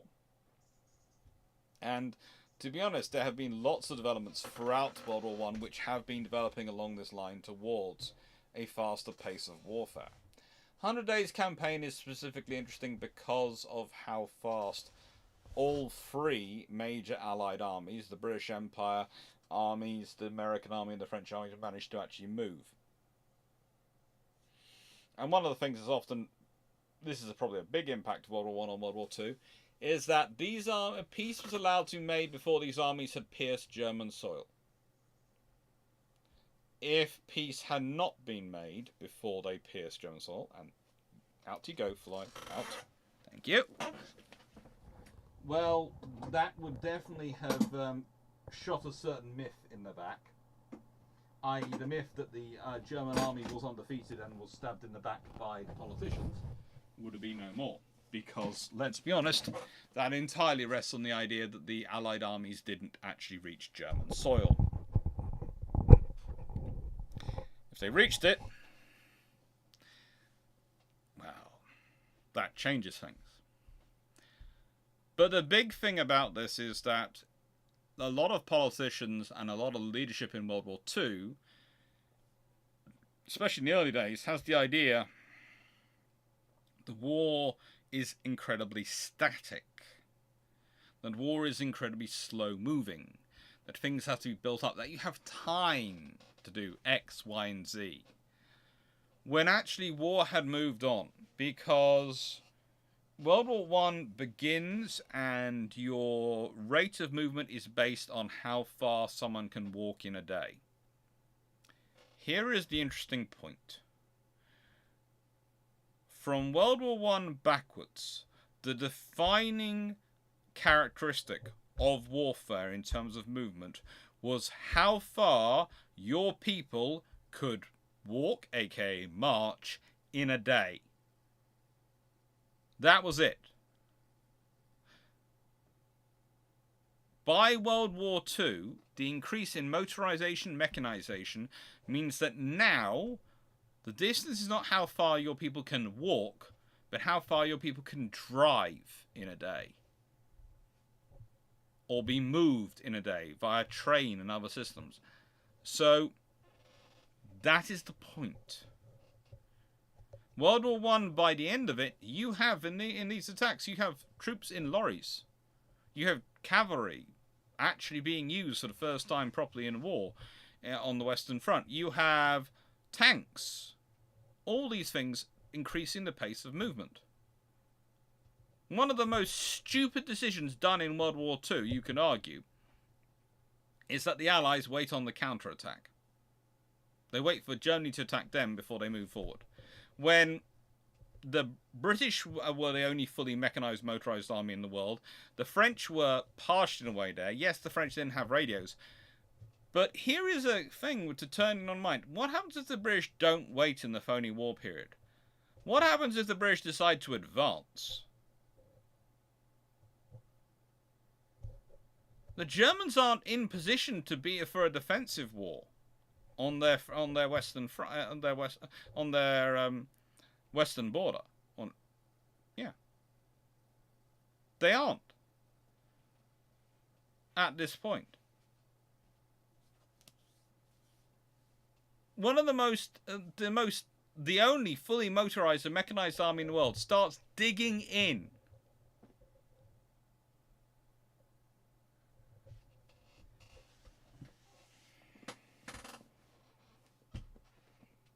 That's World War One. That's the powerful cultural memory and legacy of World War One, forcing that decision.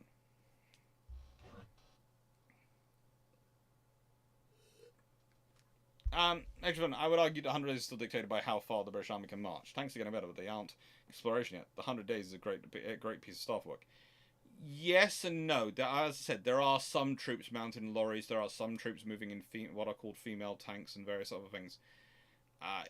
There are parts which show the potential future. There are still 100 days. They're still moving by human power, still moving to an extent.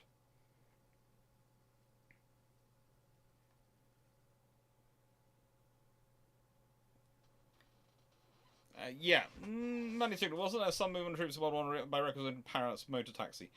Yeah, that's how the French managed to block the Germans and I think it's Mons, the Battle of the Mons. I seem to remember it's the Mons.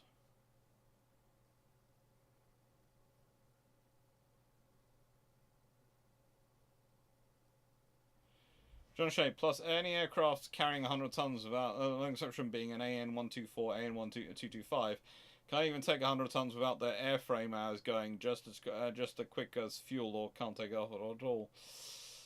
Yeah.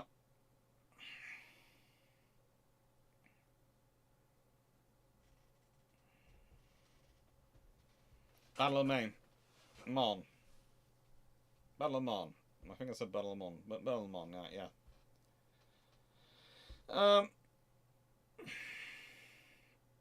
OMG, the whole male and female tanks thing. I was fun. That's amazing. You can tell the person coming up was just going, I have no idea what I'm doing here. I'm just going to come up with this one idea.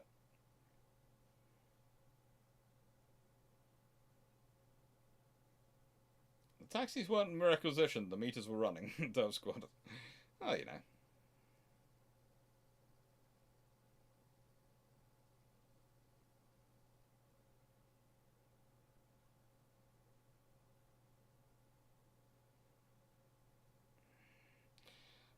The bigger problem was letting Germany learn the lessons of Poland, absorb them, and retrain before attacking France. Basically, most testing troubles was then solved. Fun times.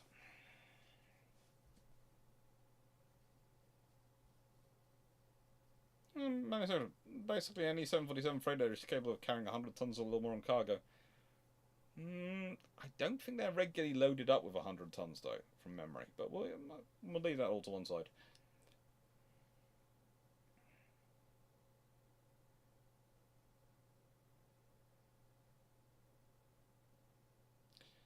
I agree on Amiens being day one, being an example of how it's almost there with the Whippets.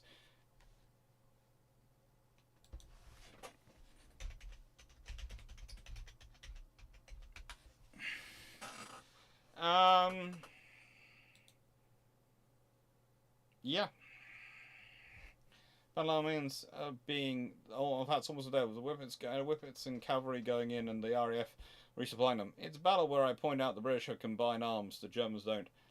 It is an interesting scenario, that one. It is an interesting battle. 19 British Empire divisions in Amiens, 10 British, 5 Australian, 4 Canadian, 12 French divisions, 1 American division, 1,100 French aircraft, 800 British aircraft, and 532 tanks.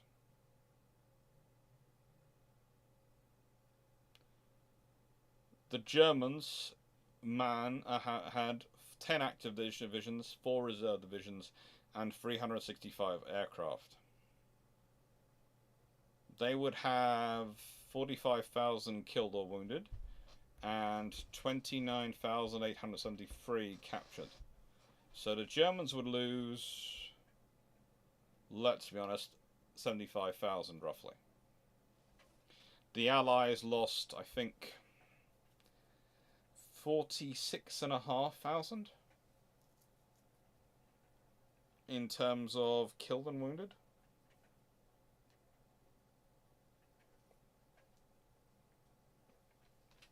I think.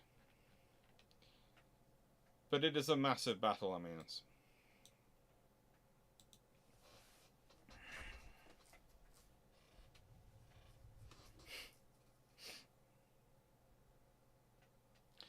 Where would they have marched to? Berlin too far.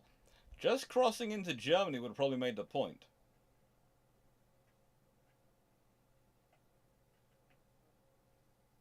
Taking the Ruhr, as Jos Funkers pointed out, would have probably been enough. 23 the Hunters was such a weird thing to follow weekly on the Great War series back in the day. But that's not the only area. Of course, there's the whole neutrality protects. Now, this is an interesting one because for Denmark, Norway, and Netherlands, they're still neutral at the beginning of World War II, but they're all occupied.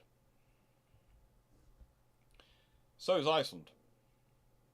But Iceland was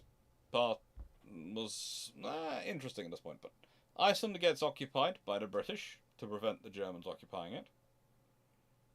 Although it would have been interesting.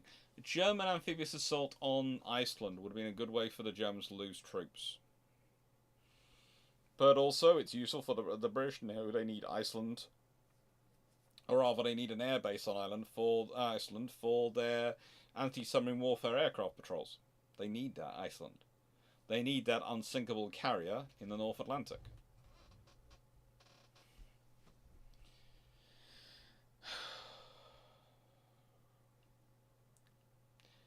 In World War I, neutrality had protected nations. You can argue it was also about ability, but let's be honest, the German army in World War I is arguably slightly more capable than the German army proportionally in World War II. Mainly because, how can I put it this way? The German army in World War II is still going through its mobilization, whereas the German army in World War I has been massive size for years. So the German army in World War II is still dealing with the fact it's been so small for so many years, and its rapid growth after that. There's also the fact that the German Navy in World War I is a lot bigger.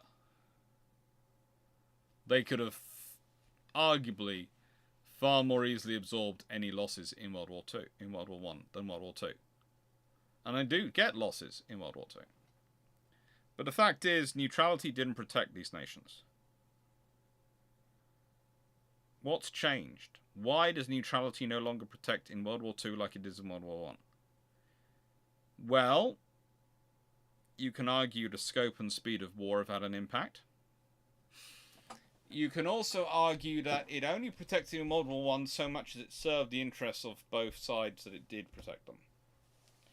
Basically, it meant that the Allies had one less people to fight, and honestly, they needed all the troops were needed for the Western Front by both sides. But still.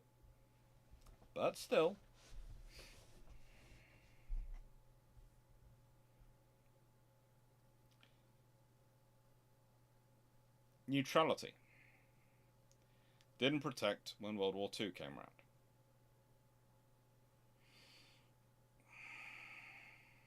Hi, George Newman.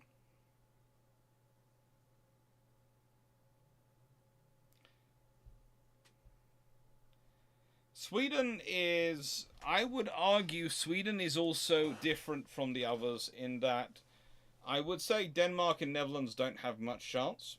They were both banking to an extent on neutrality, defending themselves, and they don't really have enough military force for any other options. But Norway does.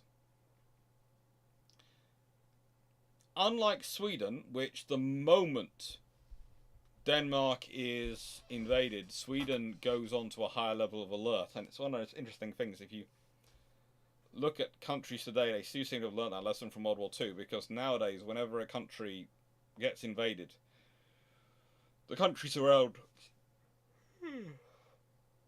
Apologies. Tired today. I had a puppy dog who hasn't been sleeping at all for the last 4 nights, so even my limited requirements of sleep haven't been being met. Because I've kept having a puppy dog who just, for some reason, hasn't been sleeping at all. I'll sort it out. But, Sweden goes on to full alert. Norway prevaricates about it. There's a problem. Today, if you see a country invading another country, all that country doing the invasions, neighbours, and probably most of the country just being invaded neighbours, will go on to a higher level of alert. If you're a border nation with Russia, which is technically allied with it, you'll have probably a discreet method of mobilization, but still some mobilization will take place. Now, usually when I talk about this, some people do raise the points and go, well, hang on, there are some people in Norway who become quislings, and some of them are even actually senior military officers.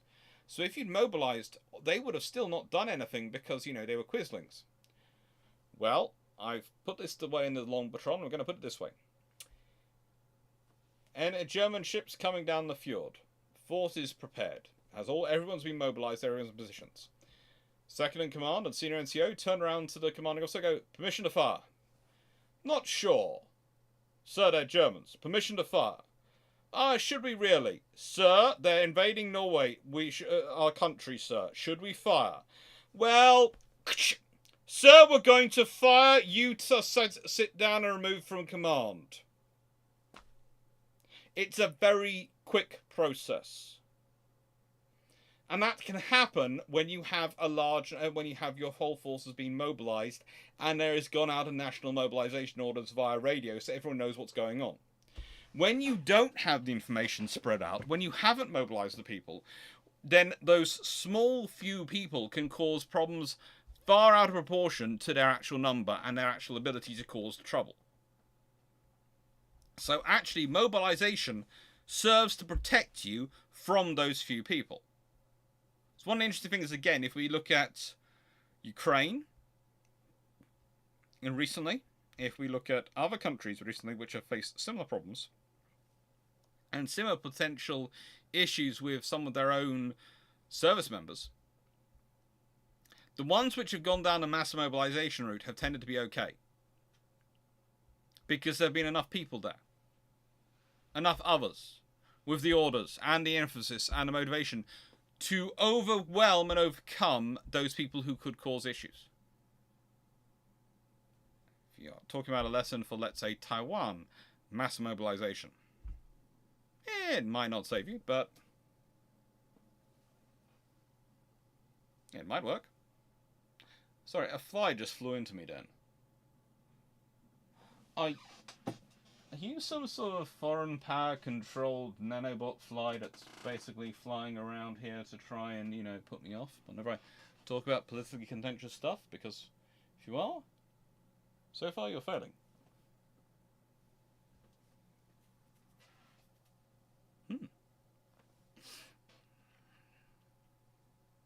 Sweden, literally, the moment Denmark was invaded, was armed, was ready to fight, and was fully mobilised.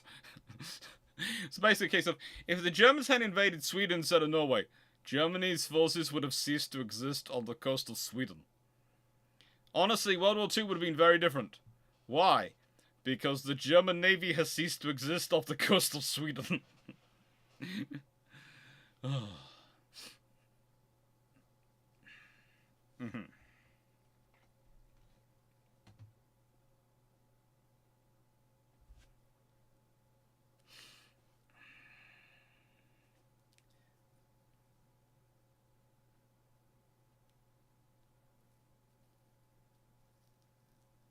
Let's see.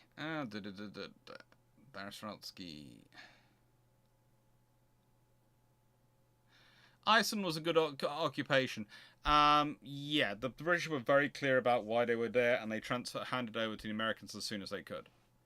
It didn't necessarily lead to the best relations between Britain and Iceland. You can argue that there are some memories of it in the Cod Wars in the 1970s, but the fact is, yeah, it was done as efficiently, as quietly, and as low-level violence as possible. And basically, British went the whole way through going, "We're invading because we're worried the Germans are going to invade you next, and we can't afford for you to fall."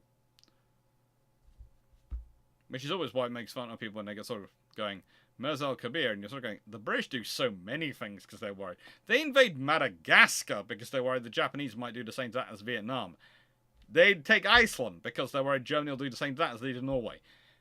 Mirza al-Kabir is just, you know, in many ways, that's a more logical result. Because they've lost all faith in the French government. They've still got faith in the French Navy as a very strong, capable fighting force. They have no faith in the French government because of what's happened.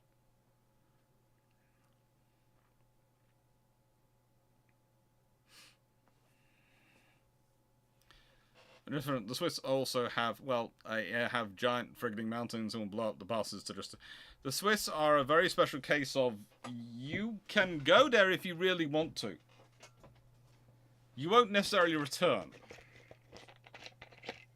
And the entire German army and the Italian army could have been deployed to Switzerland, and they could have still lost. Because, let's be honest, Switzerland is not an easy country to try and occupy.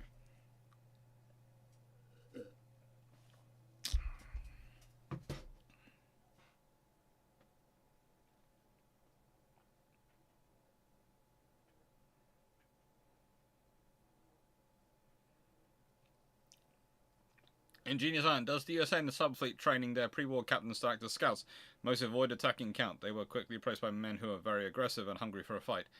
That is often one of the myths that comes out of World War the initial opening periods of World War II for the Americans with their submarine commanders.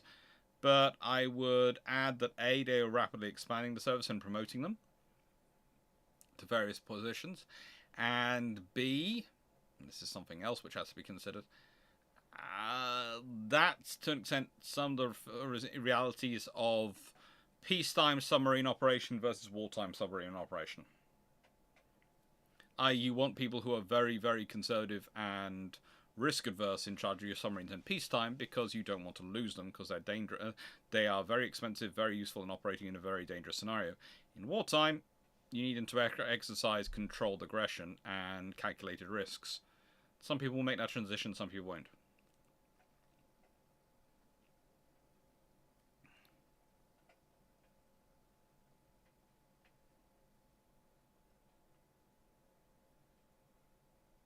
Nothing given. Whenever I tried to play Norway as a neutral in Hearts of Iron 4, Britain always invaded me. Maybe because I was going down a fascist government path, but I was non-aggressive and gave them no reason to invade.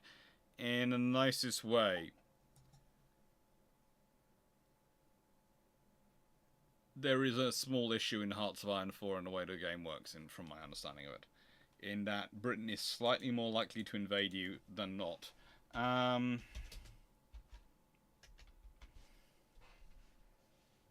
I think it's one of those... I've got a friend who does do Hearts of Iron 4 who's been telling me there is a bug where Britain is far more aggressive than it actually was, So that could be that one. Especially on Norway. Norway is a high-risk threat for it. Switzerland mobilized on the 28th of August 1959 at 1.9 million people.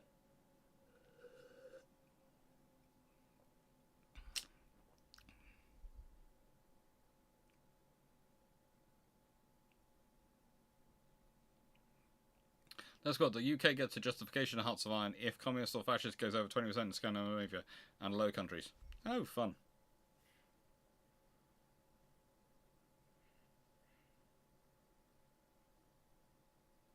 So, leadership.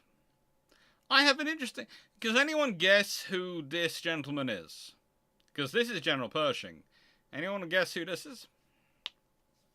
Before I start starting out?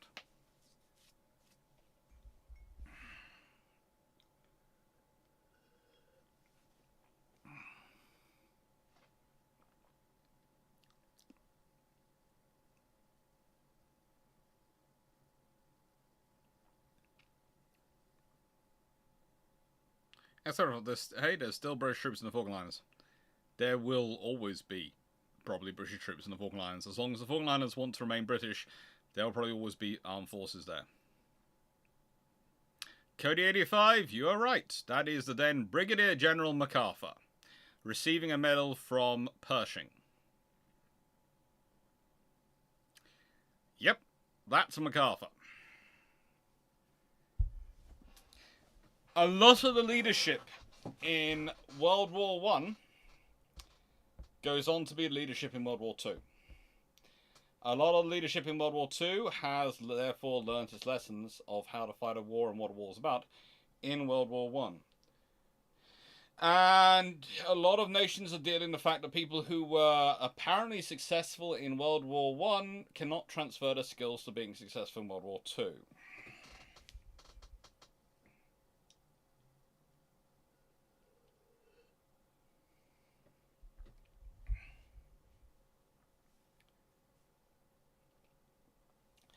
Yeah, it's Hearts of Iron 4 and turning countries fascist is always interesting. But I'm not getting into that one. That's off today's topic, those particular computer games. They make it for themselves. Also, we have MacArthur, Eisenhower, and Truman there. I don't think you have Ike and Truman here. You have Pershing and you have MacArthur.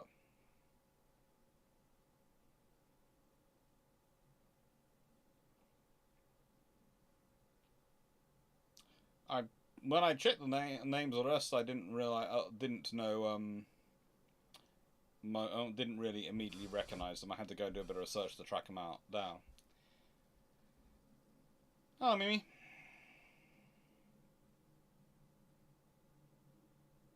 Hello to baby Sebastian.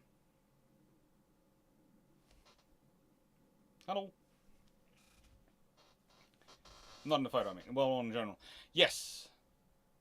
A lot of them were around in World War I and were out there learning experiences. And this shapes a lot of their ideas and approach to World War II.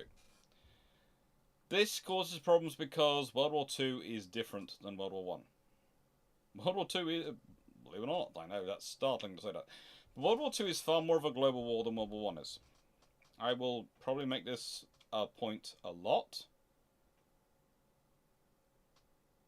But World War II is different from World War I. World War II is far more of a global war. It's also a far more mechanized, motorized war. It's a far faster war. When things change, they change a lot more quickly in World War II than they did in World War I. And that is part of the reason for the problems. Because a lot of leadership are still stuck in their World War I mentality. And their World War I timelines.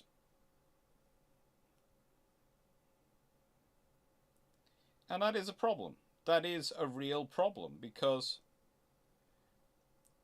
you can't afford for your leadership to be stuck in World War I when you're fighting World War II. You can't afford for your leadership to be constantly thinking, well, you know, what should we do here? I already mentioned the digging of trenches by the British. There were so many worse things as well. Countlessly, throughout leadership in World War II, you find these officers coming into positions who are, in some ways, are protected in positions by the memories of their service in World War I. MacArthur's legend is built in World War I. There is also a reality that some nations are... How do I put this? Some political leaders are far more able to get rid of officers than others, and some abuse this and get rid of political officers far too quickly. Churchill is a good example, honestly. Again, carriers, we're going to talk about carriers and battleships, we'll talk about the capital ships and all these scenarios. But one of the things you have to think about with Churchill is also his predilection for if a general isn't performing as quickly as he wants, or someone isn't doing it as quickly as he wants something done, or isn't doing it in the way he wants it done, he will get rid of them. Unless he can be persuaded otherwise by more senior commanders. This is what causes half the trouble for the British in North Africa. It's the senior officers keep changing around when they don't need to. But you also have to consider, conversely, for the Americans, they have this guy. World War I is fairly good at his job, leads a division very successfully. But in World War II, when he's in charge of the Philippines,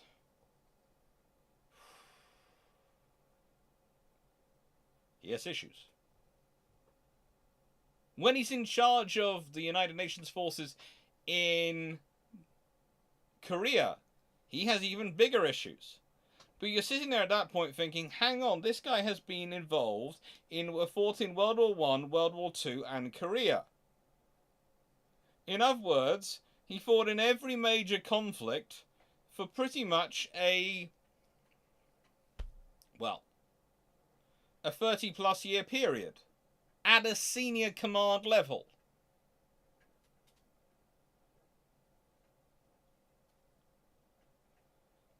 There is a problem for nations, all nations, when you have a winning team.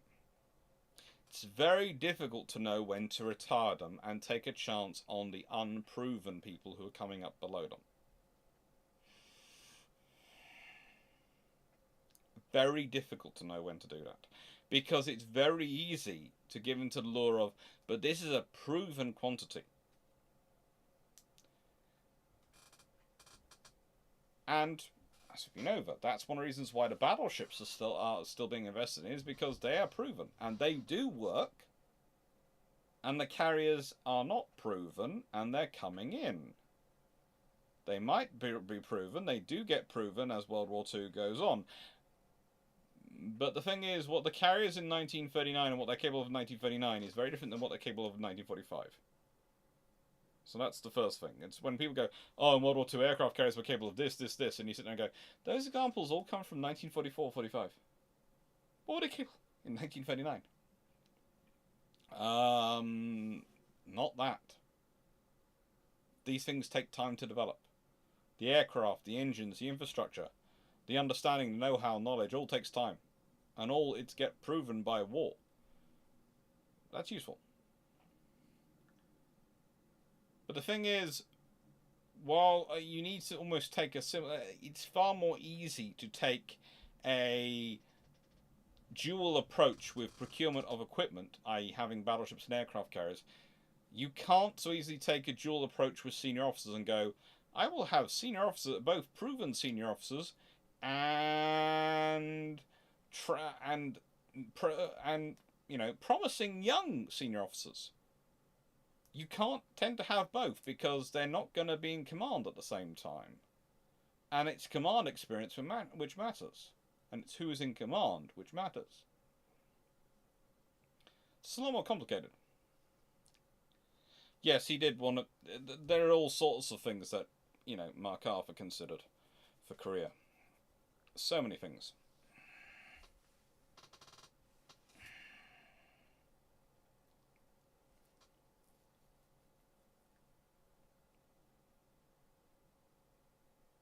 Mimi Tiggin, he heard you say his name and giggles. I'm glad he did. Hello again, Sebastian.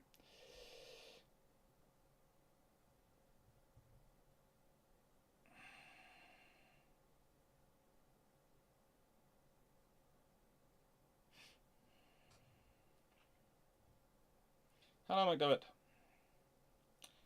So, pausing carrying capital ship construction.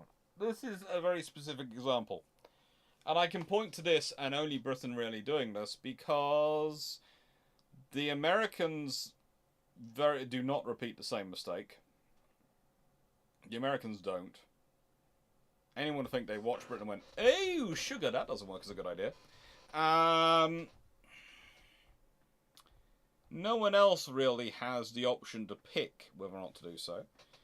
And so why does this happen? Well, Churchill comes in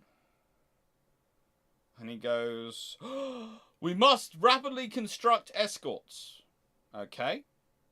There's already the Flower class program, Hunt class escort destroyer program, all these programs in process. So that's not enough. We must build more. We can't build more. We're building as many as the others can do. Pause capital ships and carriers as we did in World War I and do this. The trouble is, A, you pause those constructors. Yeah, you've paused them. That can be done quite quickly.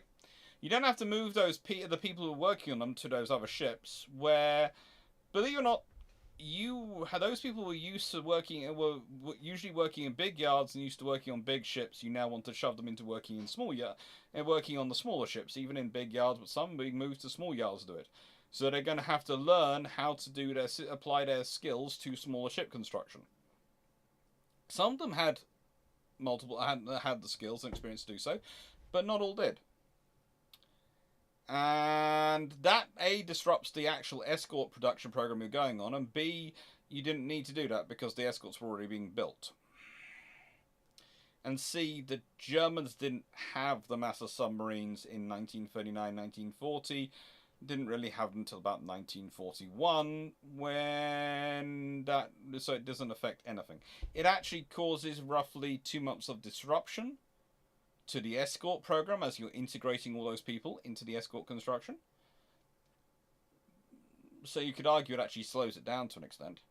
And then, in terms of Britain's perspective, it causes massive issues with the aircraft carriers and capital ships. Because pausing construction, then 6 months later deciding you're going to restart the construction, restarting is not as easy as pausing it. Pausing it can be done in a couple of days. Restarting it takes months. And the trouble is, and all the time that's delaying, people get ideas. A, the treaties no longer apply, so we can build them as we would have liked to have built them. B, we have all this knowledge from fighting this war. We now have ideas for how to improve our designs. Yay. And all these things add on to the delays. And the trouble is, World War I and World War II are very different. In World War I, Britain starts it and already maintains a massive superiority in capital ship, i.e. battleship and battlecruiser strength, over their primary enemies, the Germans. In World War II, they have to deal with the Germans and the Italians, which means you have to be able to mass in both areas and also deter the Japanese and build up. And you have to cover all sorts of large places of ocean for anti-submarine warfare, which you need aircraft carriers for, and you also need new capital ships. There's also the thing that in World War I, Britain's capital ships were mostly brand new. In World War II, most of Britain's capital ships had actually served in World War I and had been slated to be replaced. This is a very different scenario. One of the interesting things that comes up when we're talking about Britain's capital ship, program in terms of run up to World War II, and there have been some interesting comments because, of course, of things I've been talking about lately on various videos. People going, with the infrastructure, people going, well, Britain doesn't build as many as America does, and they're not upgrading as many as America. There's a difference. Most of the British battleships were actually launched or built prior to World War I. Even the ones that don't come into service in 1916 were sort of launched at the beginning of World War I, whereas many of the American ones were launched later than that. So they were newer. But also the British ships fought through World War I and then had the 20 years of peace. So they've had war service for those few years of war service at the beginning of their careers, which creates a lot more wear on their hulls, which means it actually takes longer. And you have to do more because you're going to have to deal with more issues that have been inoculated into the hulls, etc., through the work to put in them to actually deal with. So it's going to be longer and more expensive to upgrade the equivalent ship because of the experience that ship's been through for Britain than it would be for America. This is another factor when you are pausing your capital ship construction, because the Italians are notorious coming in. They've already gone through and done a massive upgrading version on their Conte de Cavours, etc. And And the British really needed to bring in their new carriers because, again, most of their carriers were older and many of them were conversions. Pausing it disrupts the escort, move those people across, disrupts the escort program, and means that Britain doesn't have enough. And it's all based entirely, you can argue, on Churchill repeating what had happened in World War I when it was a necessary crash emergency program because they hadn't got enough escorts, they didn't have escort programs, they were reacting to they didn't have a convoy program implemented, and forgetting they was fighting World War II and forgetting World War II was going to be very different.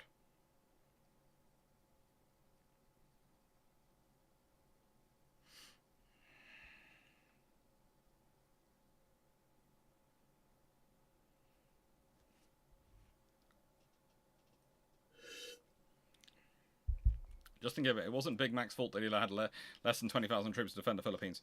No, it's not his fault that he has less than 20,000 troops to defend the Philippines. It's not his fault there. But it is his fault that he basically goes to his bedroom and doesn't leave for about 24, 48 hours.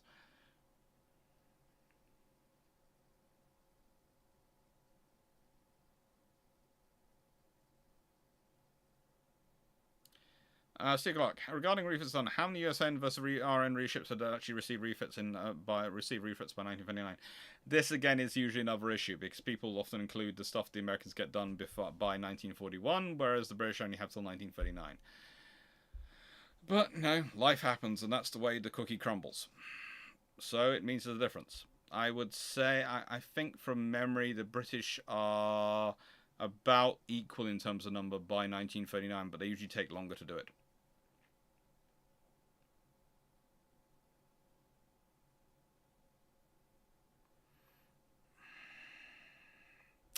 Now,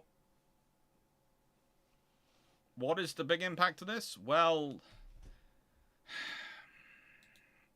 if we consider the illustrious class, always a good point to start off with.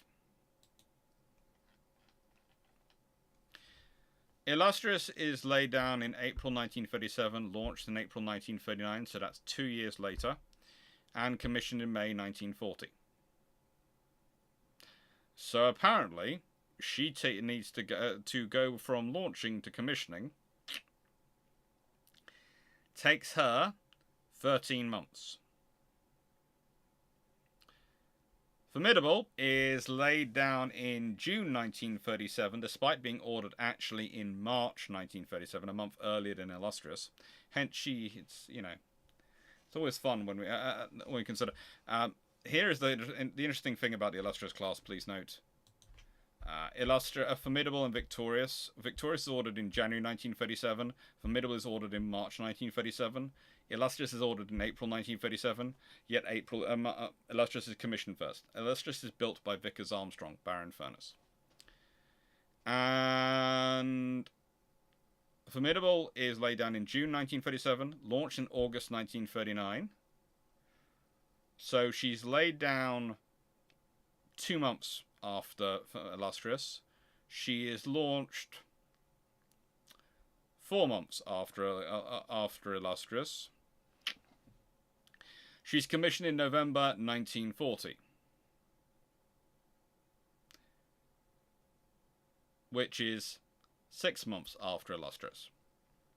So she just gets progressively starts off 2 months, then 4 months, then 6 months late behind Illustrious. Victorious, she's ordered in January 1937, laid down in May 1937, launched in September 1939. So fairly decent, but took a little bit of a while to get there. A little bit of a while. And is commissioned in May 1941. So she takes, to go from being laid down to being launched, she takes roughly 2 years and 4 months, or 26 months, versus Illustrious's 24 months. So, Victorious takes 28 months, Illustrious takes 24 months, Formidable takes 26 months. We haven't got into Indomitable yet. And then she takes from September 1939 to May 1941 to get ready in terms of the commission. Which means, and I will say this, she takes roughly 19-20 months. I think I said in the Long Patrol 19 months, but it's closer to 20 months exactly. 20 months to get actually commissioned. Then we have Indomitable, laid down November 1937, launched March 1940, commissioned October 1941. So, Indomitable launched March 1940, commissioned October 1941. By my counting, it's taken it back down to March and 17 months. So you should be expecting roughly 17 months or less between launching and commissioning. These ships are mostly their disruption. In fact, pretty much all their disruption is down to, although some of it is, in fact, some of the yards do work a bit slower. I'm sorry, Harland Wolff, you do work a bit slower. But it's amazing the difference between Vickers and Armstrong in Barrow and Furness versus Vickers and Armstrong Wall's End. All these things happen because of this pausing ship carrying capital ship construction. We can also go into King George V class. And again, there is a very good example. Because you have King George V, which, like Illustrious, is to an extent done before, well, is launched well and truly on her way before World War II breaks out. Laid down, both King George V and Prince of Wales are laid down in January 1937, along with, well, at the same time Victorious is ordered. Duke of York is laid down in May 1937, and she's actually laid down on the day after when Victorious is laid down. Howe and Anson, June and July 1937. Well, that's when Formidable is laid down. The fact is, the aircraft carriers all beat the King George V's, barring King George V herself, into service. In fact, Illustrious and Formidable beat King George V because they are, well, no, Illustrious does, Formidable doesn't. Illustrious beats King George V because Illustrious is commissioned in May 1940, King George V in October 1940. Formidable is November 1940, King Prince of Wales is January 1941. Then we have Victorious in May 1941, Duke of York in August 1941, Indomitable October 1941, and then Anson and Howe are both 1942.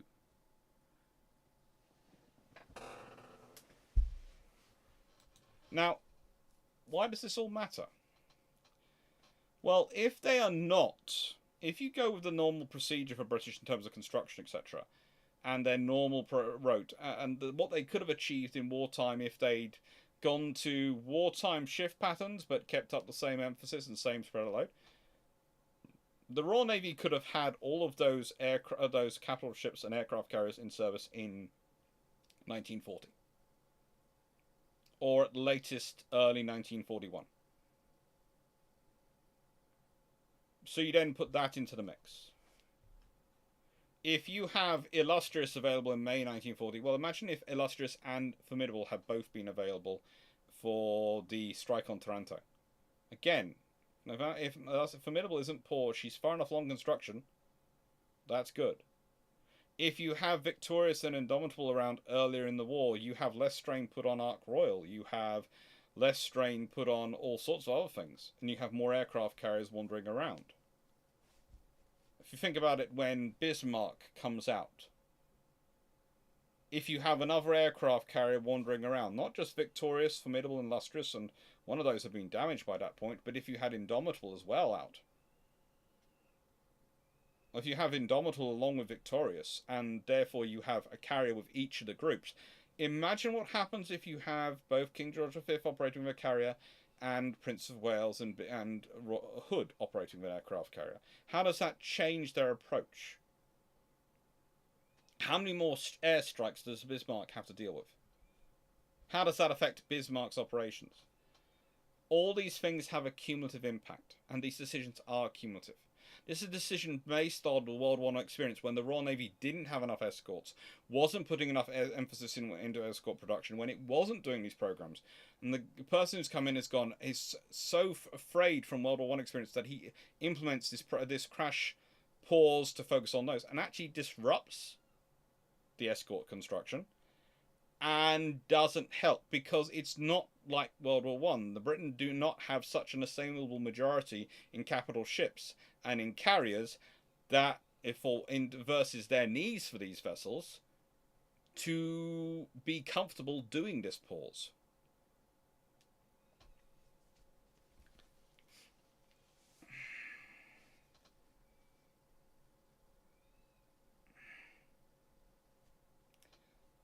Jack Ray, thank you for the memberships. Oh, by the way, while I'm thinking about memberships, if you have a look at the emojis that are available to you if you are a member of the channel, you will notice that there have been 3 have appeared. We have Naval History Oz, we have the Chunk, and we have the Wool.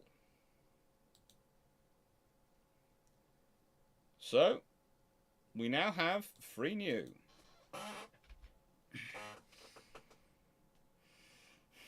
Hope you enjoyed them.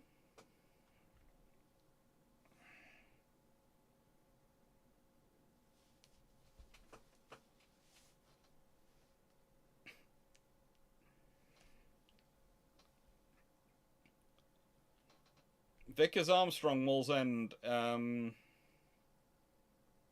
There was a Vickers Armstrong in Wallsend for which Victorious was built at. She was built by Vickers Armstrong's yard down there.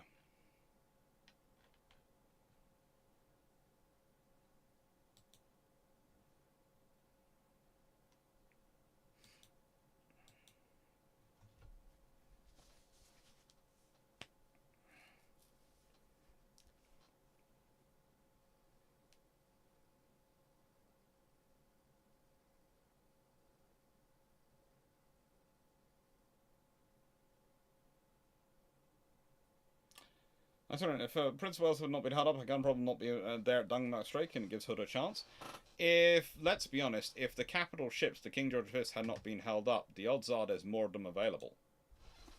Because if they're not held up, yes, they're going to come out closer to their original plans, but the odds are, for dealing a Denmark Strait scenario, you have at least King George V, Prince of Wales, and Duke of York in service, happily, comfortably in service, and having been in service for quite a while by the time of the Battle of Denmark Straits, probably also have Anson and Howe in service. Because if you consider the pause in construction actually delays the launching of the Duke of York, the Anson and the Howe. And Duke of York is actually launched on the 28th of February, whereas Anson is launched on the 24th of February. So Anson should have, theoretically, considering she was launched earlier than the Duke of York and managed to take over in construction, and she's being built by Swan Hunter in Wallsend rather than Vickers in Wallsend. There is a Vickers in Wallsend at this point. Vickers have Newcastle upon Tyne, but they have all sorts of yards. They have a whole sorts of massive yards at this point.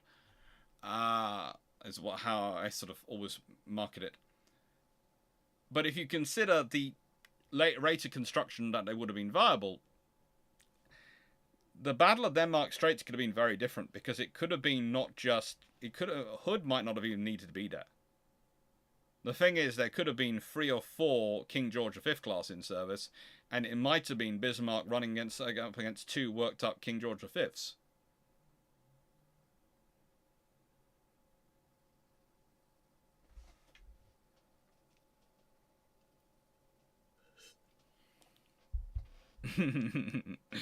The chonk appears to be...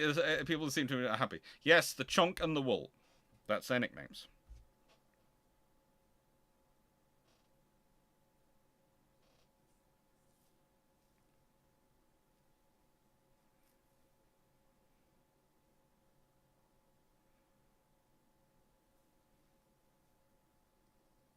James Morrison, would one or two of the King George?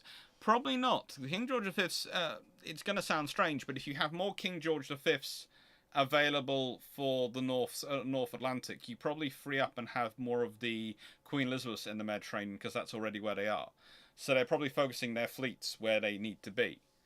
So if you have the King George V's to cover the North Atlantic, cover the North Sea, especially as they're the fast ships, so they can keep up with the Germans if they come out. That frees up vessels like Repulse and Hood to go in for refit. It frees up the R class and the Queen Elizabeth class to concentrate on the Mediterranean, and it frees up vessels for the Far East, basically. Yes, they are the doggos. So, Pearl Harbor. Never ascribe to malice or intent that which can be ascribed to ego and stupidity.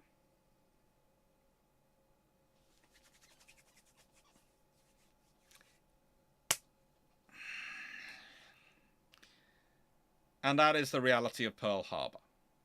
You see, it's very easy to get sucked down the conspiracy theory hole for Pearl Harbor because there is so many options there for conspiracy theories to form around. But, and I say this in the kindest way, it's mostly due to stupidity and ego, and people believing what they wanted to believe. Remember, World War I, the attack on Wilhelmshaven hadn't happened. It hadn't happened because it hadn't been ready before the World War I ended.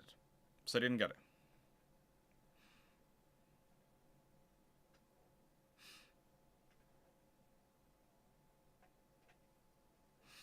Now,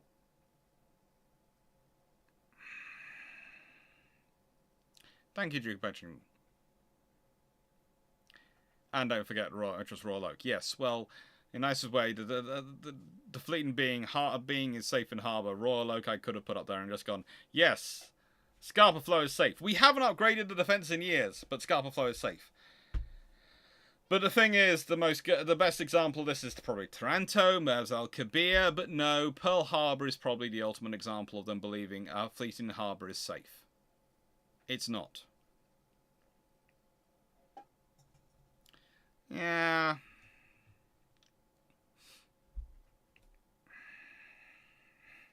There's all debate going High Walker, Wallsend. Look. That Swan Hunter is Wallsend. Vickers Armstrong have so many yards at one point. They just have so many yards.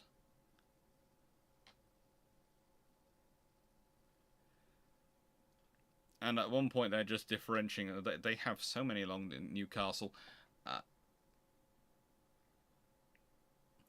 After 1927, they possessed yards at Barron Furnace, Armstrong Whitworth's yard at High Walker, and they also had all sorts of a couple of other ones. Navy yard at High Walker on the River Tyne was past the Swan Hunter in 1968.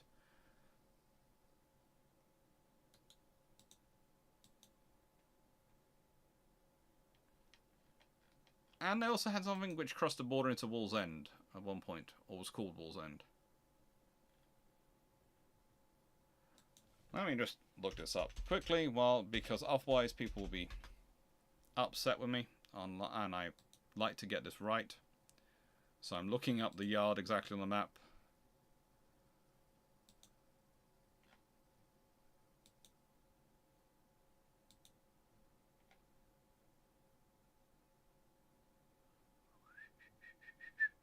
Oh, Google, why have you gone weird on me? Wallsend.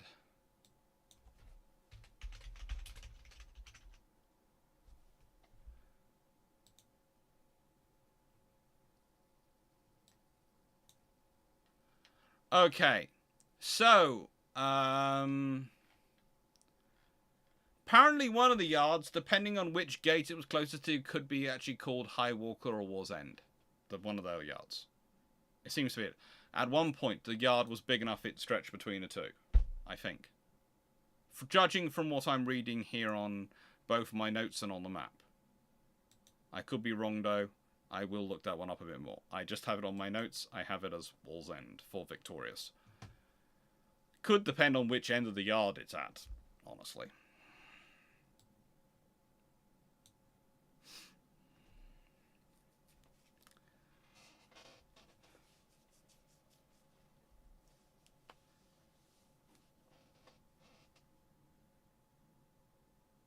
Maybe like, it's a northeastern argument.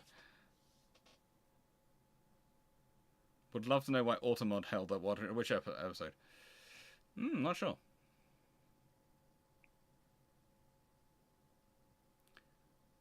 X-Five Force. Pearl Harbor's been strange to me since childhood. Since they didn't plan to take the important islands, why didn't they blow up the gasoline and oil reserves? They did, but I think that was supposed to be the third wave, and they didn't launch that.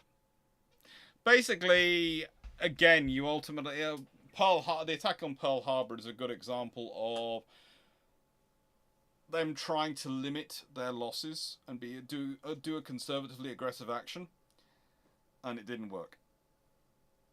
Is it the biggest mistake of the Japanese in World War II? No, but it would certainly have given them a few more months for consolidation, which would have made it take a bit longer for the Japanese to lose. Basically, starting World War II is the biggest mistake for the Japanese in World War II. We'll leave that to one side, though.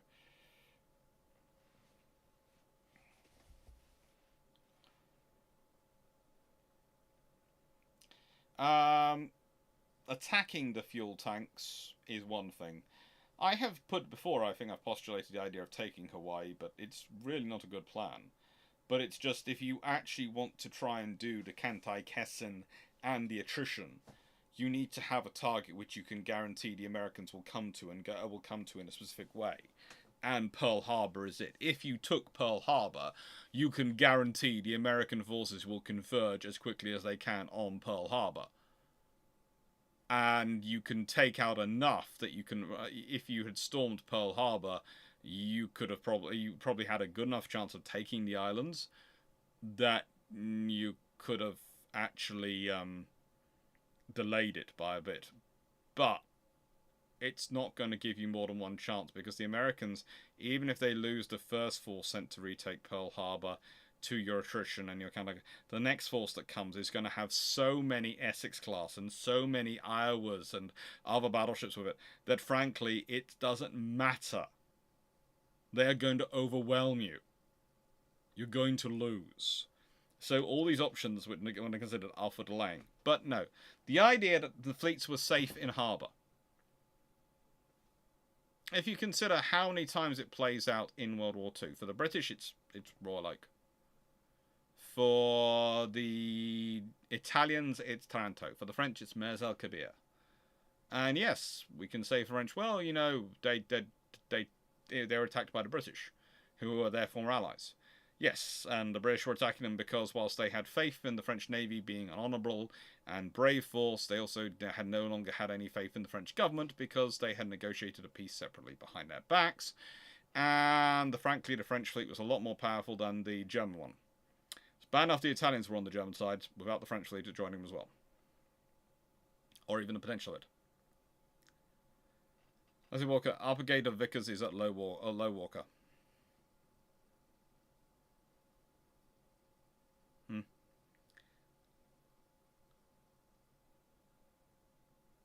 Actually, they bugged out early since it was confirmed they didn't know where the carriers were.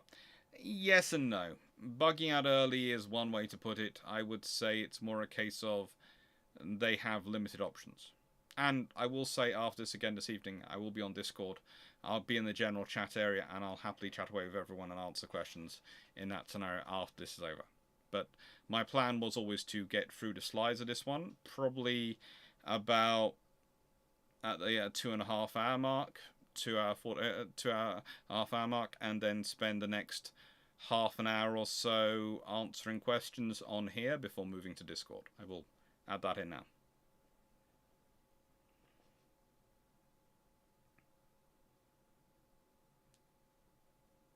Brilliant. So what would be the end game for Hawaii operation? Give it back when you sue for peace?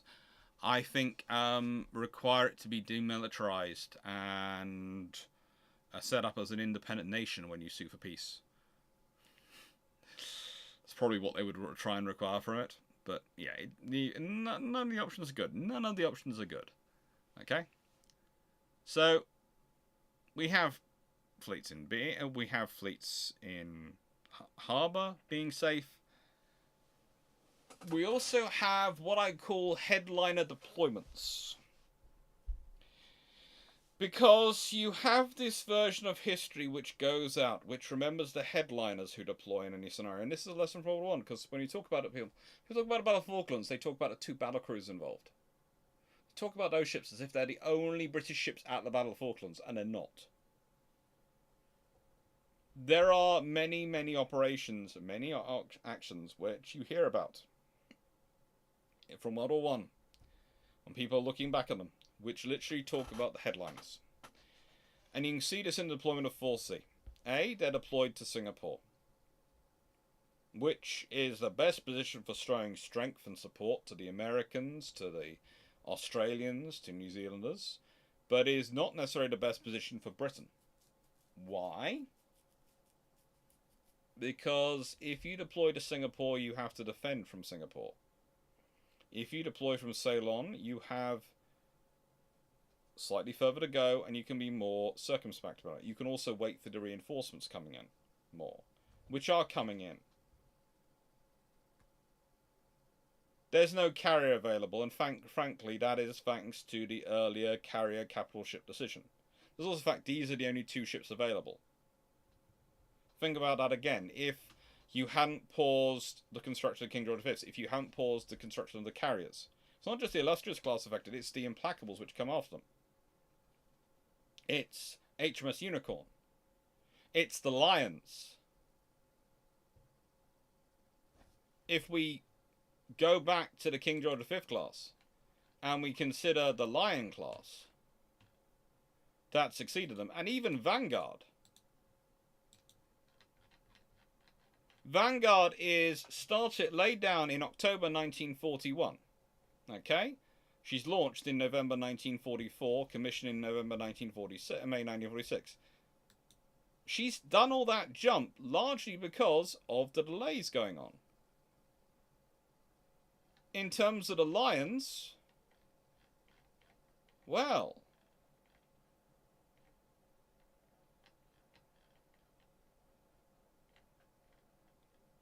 Lion and Temeraire are laid down.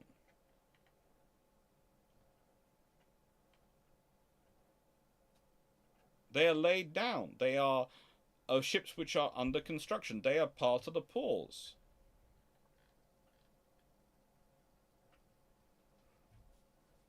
Lion is laid down at Vickers, Walker, Newcastle upon Tyne shipyard on the 4th of July, 1939.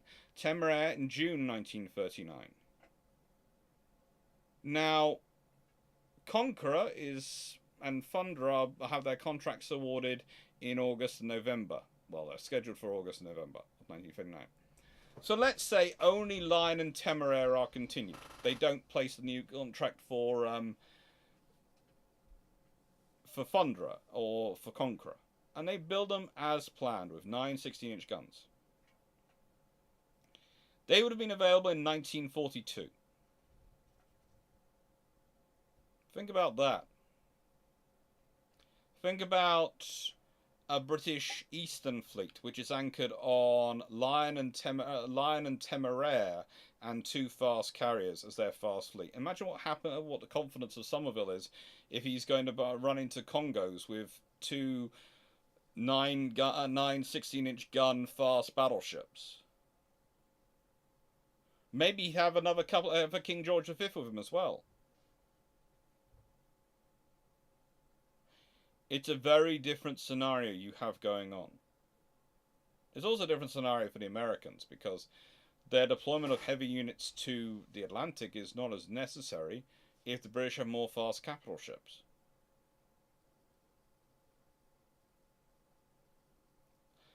For these deployments, though, the big problem with it is it's about headlining, it's about deploying these things in this statement position, and the forces around them are not deployed with them. There is no doubt in my mind that the first thing that should have been done if you were organising a deployment to the Far East of these is that all other forces in the Far East, i.e. cruisers like HMS Exeter, everything else which is out there, should have been centred on Singapore as well, and should have been called up to join into the 4C. So you would have had a far larger, far more powerful task force, as Britain had planned post-World War One, as the Royal Navy had been working and exercising since in the 1920s and 30s, as they've been operating in the beginning of during most of World War II at this point. So what's this decision based on? Well, once again, it's not just Churchill. Please note, it is not just Churchill. There are lots of senior officers who argue against this deployment, especially from the Navy. But, especially certain officers from the Army, the Air Force, even some in the Navy, Lord Cork and Orry, think this is a perfect example of a deterrence mission to deploy them for, and deploy them to the Far East. Thinking again like the Falklands and like various other scenarios, we deploy them, they will fix a lot of force, far more forces than they actually are. But the trouble is, the moment you deploy them to Singapore, you deploy them into the combat area, or what's going to be the combat area, and everyone knows it is. So that means they're immediately going to be called into combat before you've been able to reinforce and strengthen them. And the whole thinking was they'd be deployed there as a deterrent, and a carrier would join them when a carrier was free. A carrier wasn't free because they didn't have enough carriers in service at this point. Why? Because they'd lost Courageous, Glorious, and Ark Royal. And because Unicorn and all the rest of them hadn't come into service as soon as as quickly as they could have done because of the pause of construction. And they don't even take tribal class destroyers or any of the other viable units they needed with them to form a decent task force. They take good destroyers, but not enough destroyers, and they are regular fleet destroyers. They're not large fleet destroyers. And large fleet destroyers were a big part of World War II's capability jump in terms of destroyers meeting the needs of World War II versus World War I. And forgetting the lessons of the Harwich Force and other things, when you want to have more forces mobile and going around, you need your individual units to be more powerful and more flexible. And that's why you need larger fleet destroyers.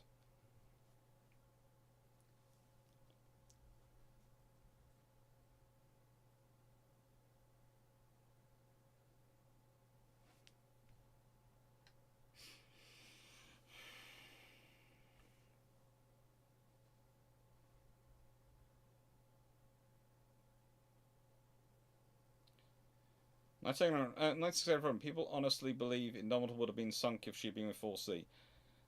I honestly don't think any of them get sunk with 4C because the Bettys are operating at the maximum extent of their range. If you have air defense going on, for starters, you'd have your own organic air defense with your fleet. Even as they're full Mars, they're more than capable of breaking up any Betty attacks, Betty attacks. But also, you would have the radio signals going up that the Brewster Buffaloes in Singapore would hear what's going on, would be able to come out and assist. So you would have them coming in to assist. You'd have your own organic air defense flying around. You also wouldn't have had to do necessarily the deployments you'd have done, because instead of Tom Phillips having to go, I will have to take my ships to point A or point B to find out what's going on, he could launch an aircraft from the carrier. So that means Force Z would probably be in a very different place than it was when it was found. And they would have had air defense. So all these things would mean that it was a very different operation and very different outcome if there's an aircraft carried out.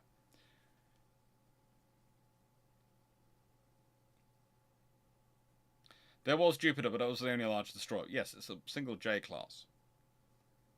Not enough on its own, and J class aren't really the same as a tribal. They're good ships. Please don't get me wrong, they're good ships, but they're not really the same as a tribal in terms of what they're orientated around doing. I'm not saying a lone tribal would have done any better than Jupiter. It wouldn't have done. You needed more of them.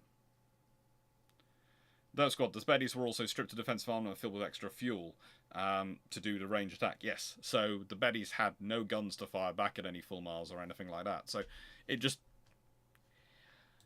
It's not really a scenario where, if there's any fighters there, anything in terms of a aircraft carrier presence, especially something like Indomitable, which is a big, capable carrier. You know, she is the fourth Illustrious. She is basically she's a modified Illustrious. She carries usually between 48 and 55 aircraft. She's a very, very capable vessel. It would be a very different scenario.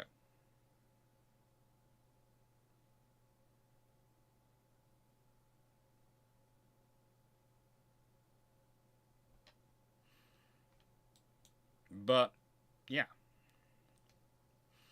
Indomitable, the wonderful two-decked, two-hangared aircraft carrier, is not there.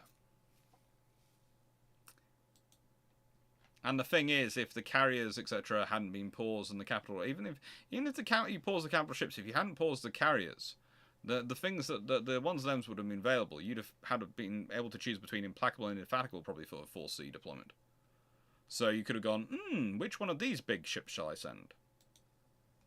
And having Implacable or Indefatigable along, yeah, then you have plenty of aircraft.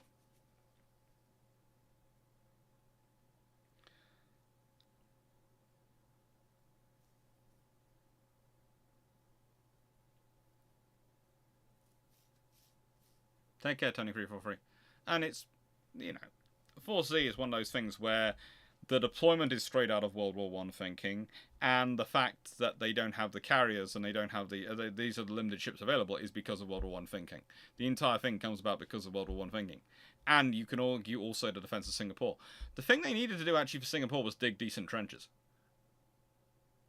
That is the one thing. If they dug decent trenches across the Malay Peninsula and actually fortified Malay Peninsula like they were World War I, they might have actually stopped Malay falling. Because the Japanese army has virtually no logistics. The fun thing is that when the British surrender to the Japanese in Singapore, the Japanese are a day from running out of food and water or something like that, something close like that. It's absolutely absurd. But they look strong, and they've managed to do a rapid attack. And the British High Command in Malaya has basically fallen apart because they weren't prepared for it in their minds. Remember, again, these were the ones who'd been deployed to Malaya, were not the one. The British Army had its choice of where to deploy its A team, B team, and C team, if you want to use that crude phraseology, i.e. their first choice, second choice, and third choice. Their first choice were in North Africa. Their second choice were mostly back home, able to defend the UK and various critical deployments for Madagascar and other places like that, and Iraq. And then the remainder is, well, they've got to deploy around places like Malaya.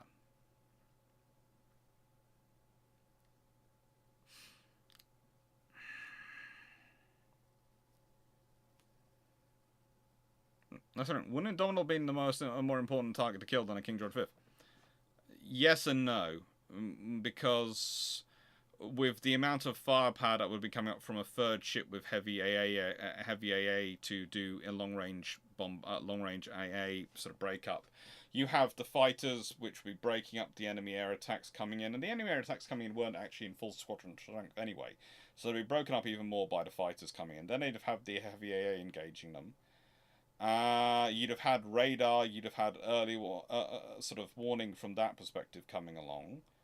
It would have all been very different. But as said, the biggest thing is probably actually, instead of Phillips actually going where he goes with 4C, he'd have sent off a reconnaissance aircraft from his carrier.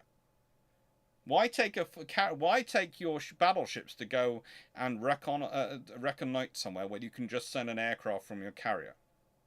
It's a very easy operation to do. Fulmar, fly off carrier, or Albacore, fly off carrier, go find out what's going on here. So the 4C would never have been where it was in the first place.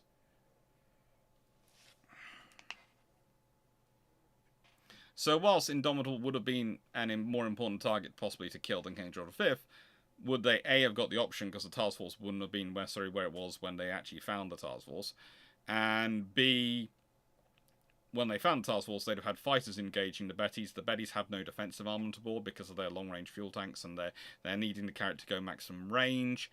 And C, there's a lot more fire going up and a lot more air defense, so you probably don't kill anything. Basically, Indomitable being there means the odds of the fleet being in a position where it was to be attacked is 0 to low, and the actual chance of any attack actually getting through to actually sink anything goes even lower.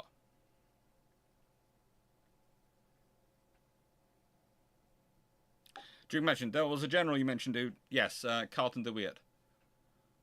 One of the, he serves in Norway, but actually he should have been, if anywhere, in Malaya. But if Carlton de Weert is out in charge of the troops in Malaya, Lord help anyone. Seriously, Carlton de Weert is a character. Please look him up if you want to look up an absolutely insane but actually quite decent general in World War II. And I mean a man who is the living embodiment of the Black Knight from Monty Python, i.e. 'twas just a scratch when he loses an arm sort of thing. Look up Carlton de Weert.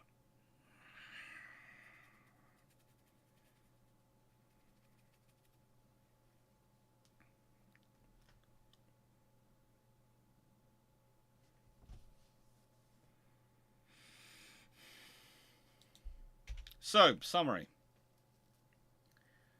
World War I permeates everything in World War II. It shouldn't, but it does. And it's always going to.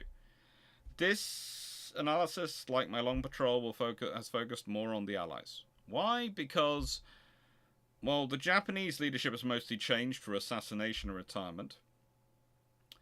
The German leadership and the Italian leadership is weird, to say the least. But the Allied leadership, especially the British and the American leadership, and of course you can point to the French, but the French is just knocked out too quickly in the war to really matter much.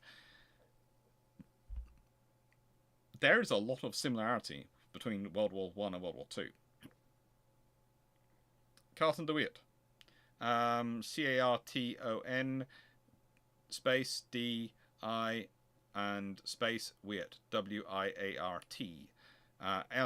He's Adrian Carlton de Weert.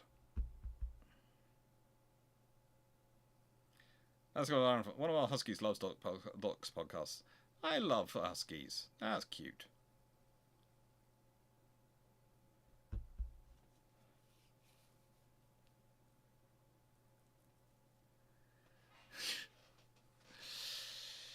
Yeah, it's...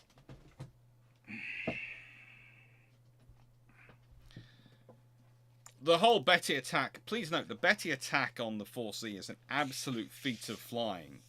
It's amazing from the Japanese perspective, but the reality is...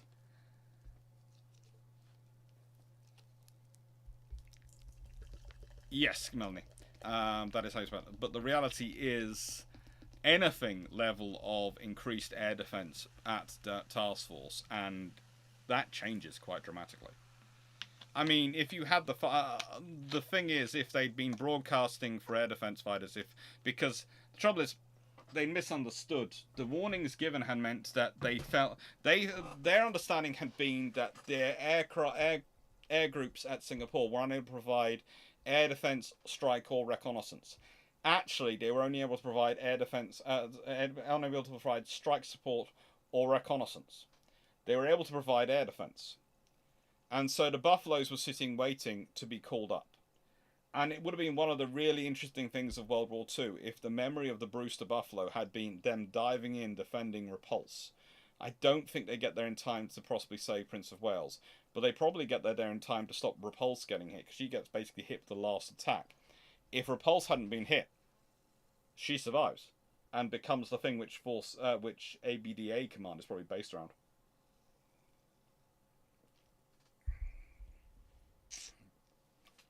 And would you say it's on the same level as the attack on which the country Isakuro Yamamoto? Not quite, but they're certainly pushing it.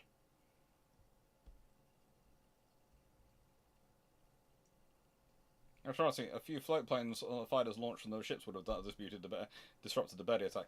Honestly, there is very little needed to disrupt the Betty attack. They are that low on fuel. They are in that much of an exposed position.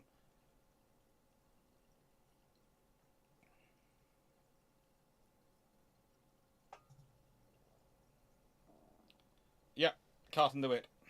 John Shea.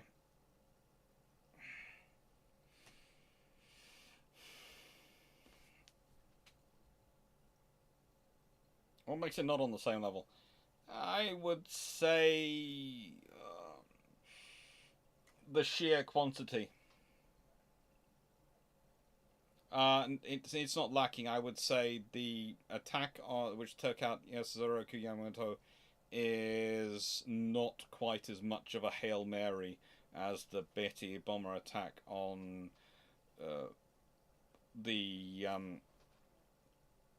on Prince of Wales and Repulse. Honestly, if they had had any more in the way of air defense, that attack would be remembered as an absolute massacre of Bettys, if it was remembered at all.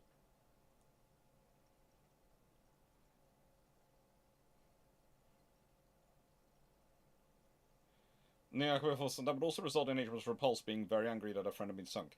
Yes, an angry renown class are renowned for something. Being very nasty. Yes, so it's a bit of a step above on that one. Let's be honest, the attack on Yasuroku Yamamoto is well planned for intelligence, and it's a decapitation strike. And the US really do plan it, and they really do put their best they can into it. The Betty strike are probably these ships are the best they have, but they aren't really planned. They're sent out looking for where they think they might be, and they actually find them on their way flying back.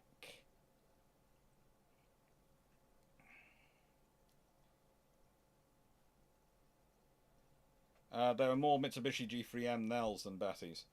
Am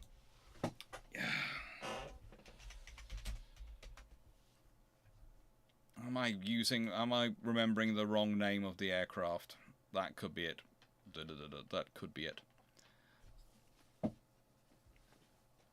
So, please don't.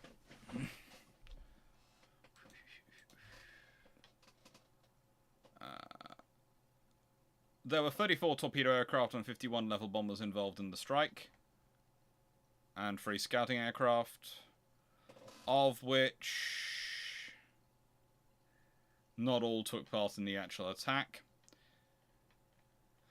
Most of the aircraft were Nels, and the Bettys were doing the torpedo strike, if I remember correctly.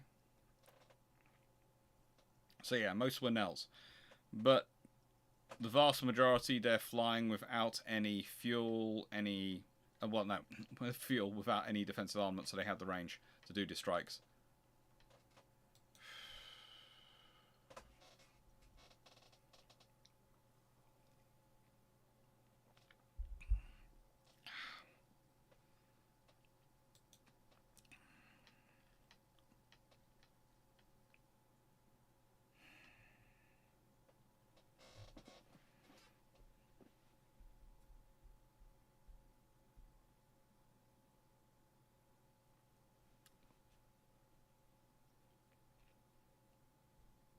Nicaros, Dr. Clarke, can you explain the advantage of a single ship of zigzagging? I can see some benefit for convoys having time changes, but not for my warships. Ah, Nicole, I think I've seen your question before, and I have got a 60-second plan for it, but I will also do it as that. So, if you're zigzagging, this is one of the lessons of World War I. But it proves, it's a point. If you keep zigzagging, you're throwing off your movement enough that it makes it very difficult for a submarine to plan a torpedo strike, because you could, especially if you do it not at non-regular intervals, which you do, you're going to be changing the aspect ratio. So usually the person in charge who's doing the zigzagging will be doing something like right then we're going to zig, and then after a couple of minutes we're going to zag, and then after a couple of minutes we're going to zig, and after a couple of minutes we're going to zag, sort of thing. It's about throwing off the planning. So if you're a submarine trying to get in close and get into a position, especially when what you want to do as a submarine is get yourself in a position of head, so you can fire spread torpedoes in front of where the ship is, so you'll hit it. If they're zig and zagging, well, if you want to get in position, you have to. Are you going to be here? Because are they going to be zagging? Or are they going to be zigging, in which case they're going to be in that direction. So that changes your angle. And whilst they're going, broadly speaking, this direction, if you fire from here, let's say in front of them and they're zigzagging towards you, like that, well, the odds are they're going across your track, not in front of your track. And also, getting yourself here is far more difficult than getting yourself, let's say, to here or here to actually intercept them because of the speed variance. And remember, a ship on the surface is going to go much faster than the submarine underwater. So, zigzagging is all about basically a passive resistance to the torpedoes at the time. They don't home in, they just go in a, broadly speaking, straight line from where they're fired. And so you're throwing off their ability to aim them.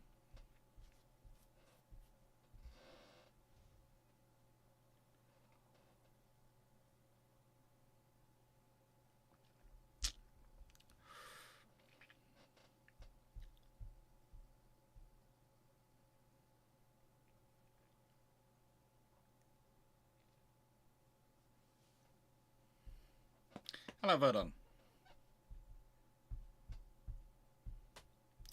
So the sub wants to be ahead and perpendicular to the target.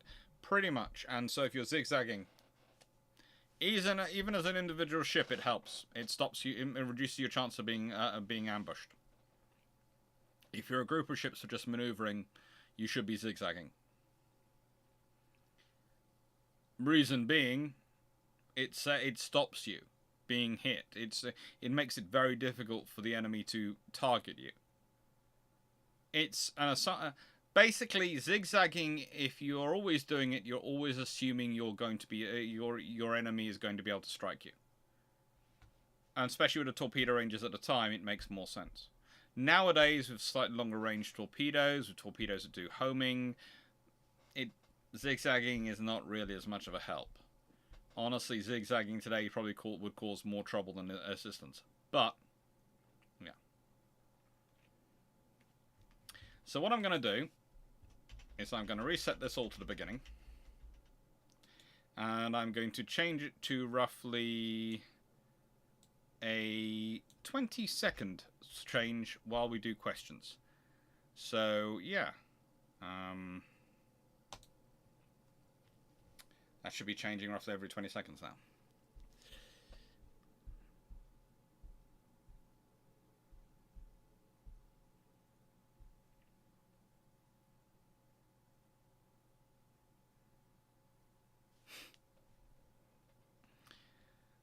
Lieutenant General Sir APG Adrian Percy. Oh, yeah. Let's.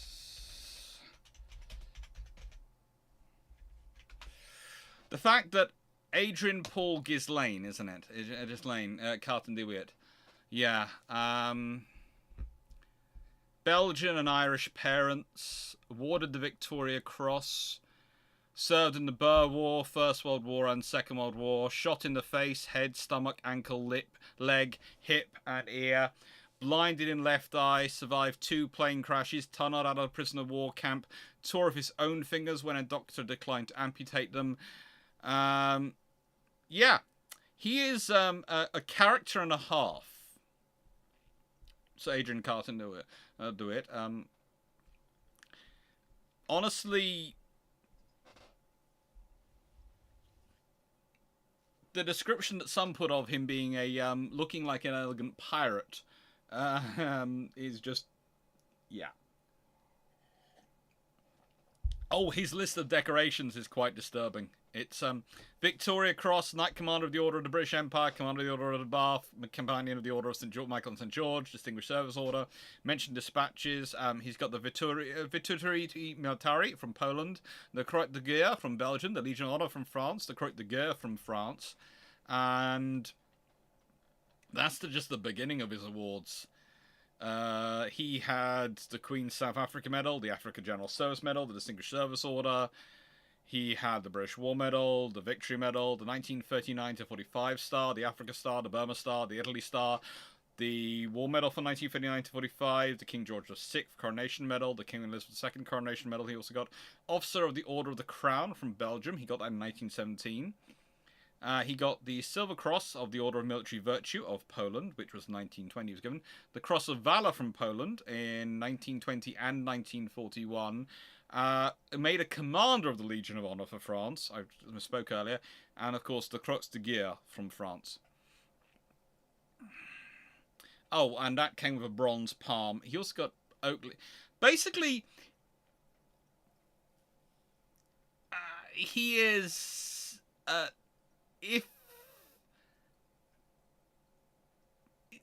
how do I put this in politely?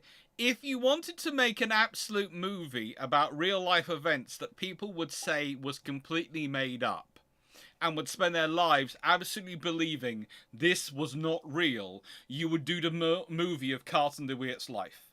Because Carton DeWitt's life is just one long, and he did what next? And he did what? Yeah.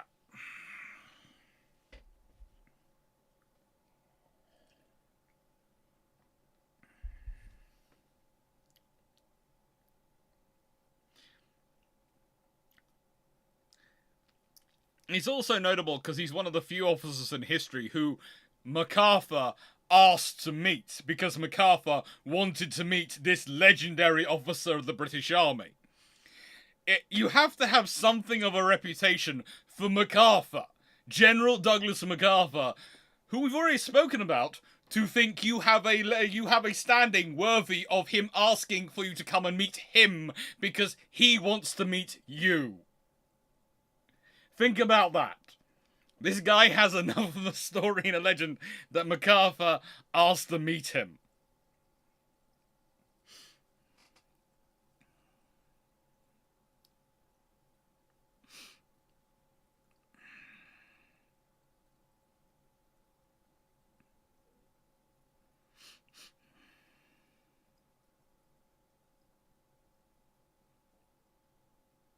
Oh, I had about... I think for tonight's one, I had about 14 slides. Usually I aim for roughly 12 to 14. Let's see.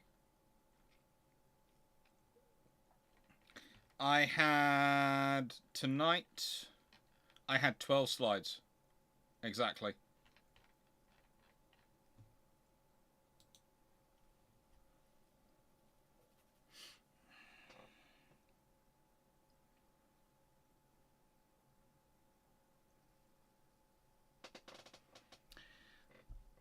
No, sorry. So what was wrong with the Gasolina class light cruisers? The grass class light cruisers were to be improving.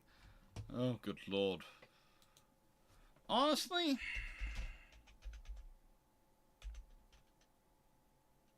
let me look up my notes on the last Gasolina class.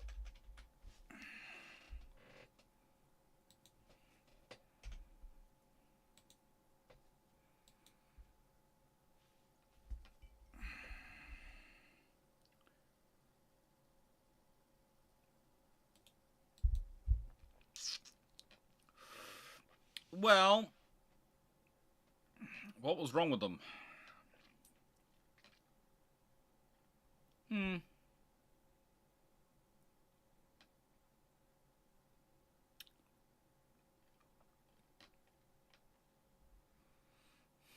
Not really much. They're fairly decent light cruisers. Fast, aggressive-looking ships. Yeah, there's nothing really much wrong with them. I'm presuming that the grass are just improved versions of them. Yeah, they just basically taken the design and improved it a bit.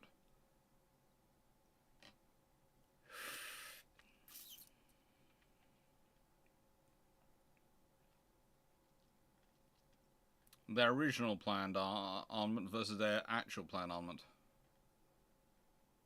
Pre-war, they probably planned to have 6-inch guns. Post-war, they are changed to having 5-inch guns.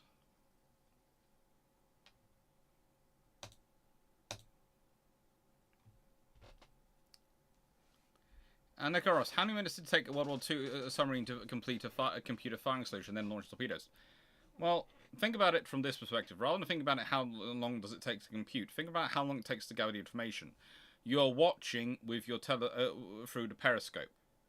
You're spotting the ship. You're trying to gauge its movements in the periscope. You don't want to be up at periscope depth for a long time. You want to get down as quickly as possible. You want to pull your periscope down, because the longer your periscope is above the water, the more likely it is you're going to be spotted. So you take it down, you've used that information, you try and program that information, then you pop up to check where the ship's going to be. You have to orientate the submarine, because remember, the firing solution is not the torpedoes are fired, it's you point the submarine in the right direction, and then you fire. Well, you know, if the ship is moving in this time, and if the ship is zigzagging, that's going to add a lot of irregularities in the course, because if the ship is randomly zigzagging, i.e. sometimes the person zigs on 4 minutes and sometimes they zig on 10 minutes, that's going to add a lot of problems into your computing. These days, you'd sit there and go, well, we've got a very quick firing solution coming in. But remember, it's one of the things, again, when we get into it, when we start talking about radar-controlled gunnery in this period, there's still a lot of humans in the loop. There's a lot of human processing power, a lot of humans passing information. Anything you can add which complicates that, which therefore is going to, A, compound the time it takes to do that, and B, add in greater margins of error, is going to give you an advantage.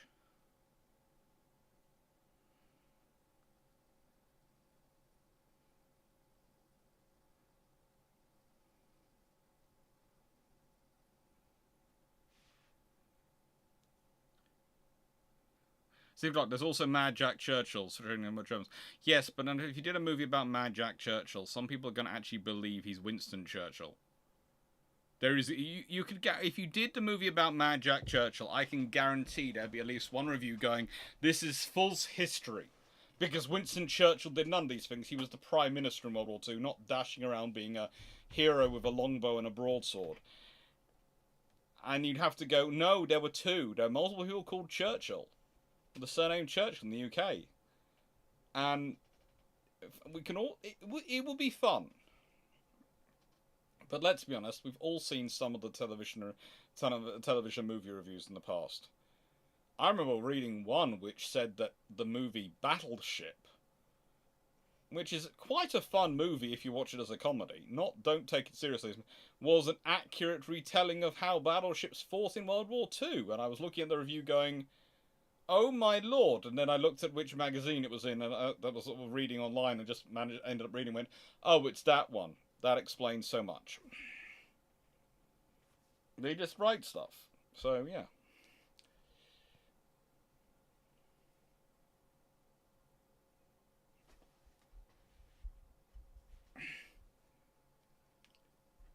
Speaking of awards, in the USA, they have basically stopped awarding it to people who are still alive, regardless of what they do. You hear things that happened that they've done in World War II would have been a Medal of Honor award, and just not these days. Now,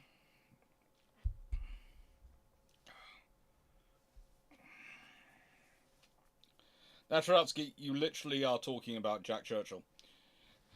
And to be fair, Carson the Weird did other strange things to the Germans. At one point, he did I think he did lead a bayonet charge in Norway, but we'll leave that to one side.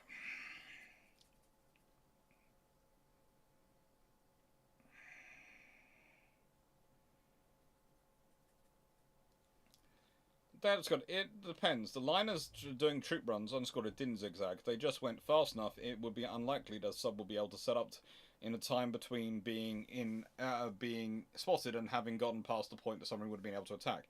Zigzagging would have slowed them down and increased the danger. Not always. The liners didn't zigzag in the middle of the Atlantic. They zigzagged when they were heading into port. When they had to slow down for port controls, etc., they started zigzagging. When they were at full speed, they didn't have to, because they would be going literally full speed, 30-something knots.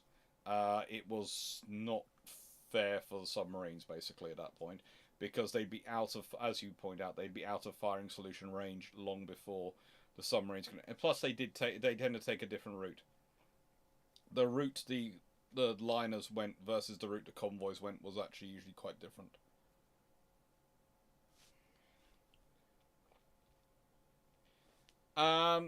Actually, so what is when he wins the what is he doing commanding the Gloucesters when he wins the Victoria Cross?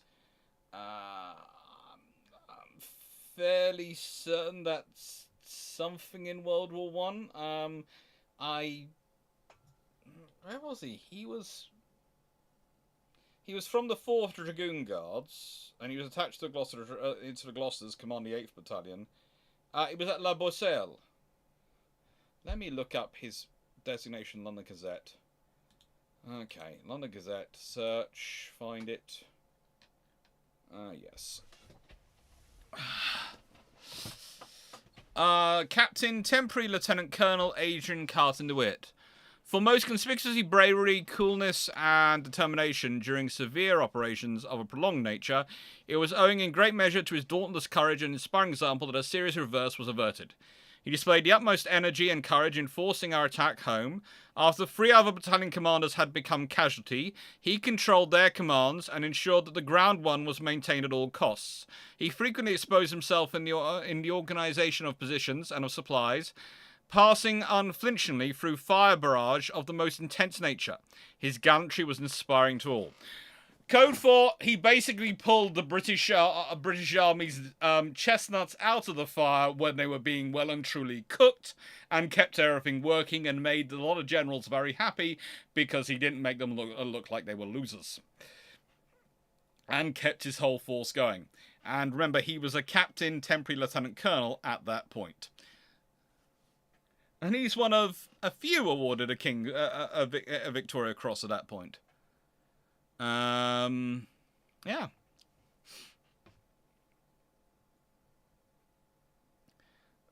Basically, let's be honest, he gets it.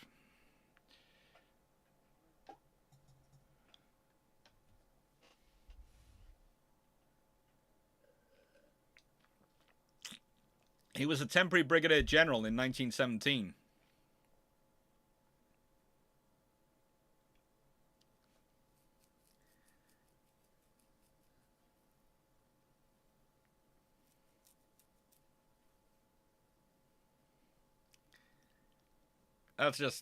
It's just an amazing command experience.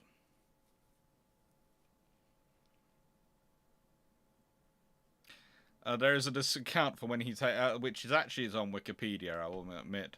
I've just sort of found it from. It's from the Gloucestershire Gloucester regiments between the wars, and I'm not sure who it is, but someone's given this account. Cold shivers went down the back of everyone in the brigade, for he had unsurpassed record as a fire eater, missing no chance of throwing men under his command into whatever fighting happens to be going.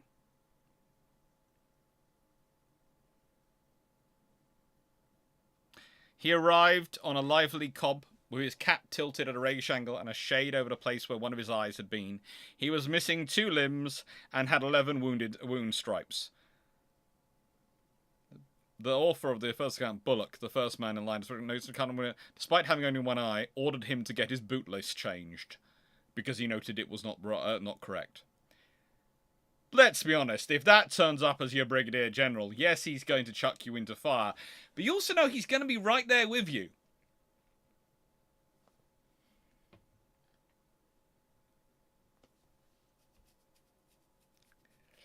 Bootlace.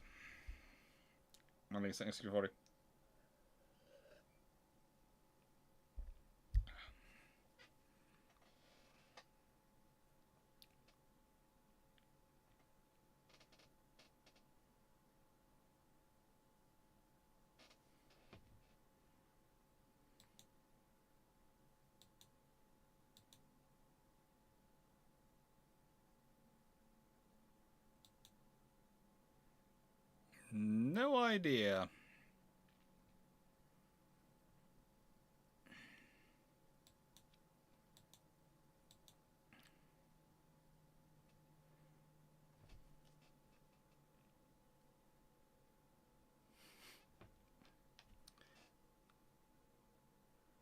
Let's see. Made for that's good.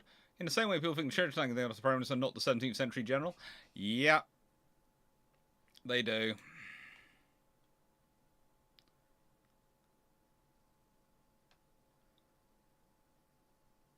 So we glossed over the slightly dodgy adventures of the Allies on influence, such as invading Norway, Iceland, Greenland. But people tend to remember failures, not successes. There are so many slightly dodgy ones.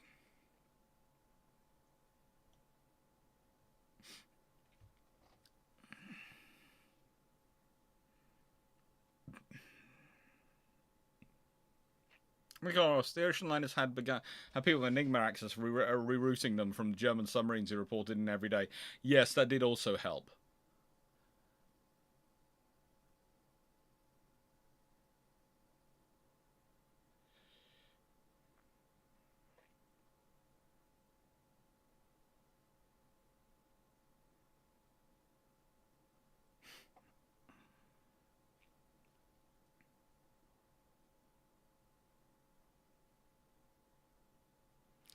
The Gloucesters, this is a regiment that considers a division of Chinese, this is of course from the Korean War, against the battalion to only a bit sticky. Yes, even they considered him to be a bit of a fire eater. Yeah.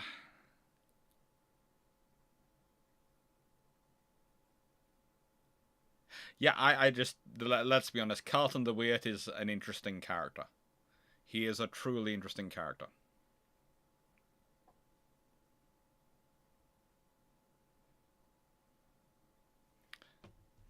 Yeah, I'm going to have to get... I hadn't realised there was another book written about him.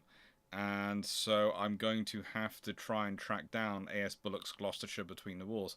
I'm not sure when that... I think that bit's been added recently. But now I've found that there's this book, I will have to hunt it down at some point. Ah, another book to add to my ever-massiving list of books I must buy.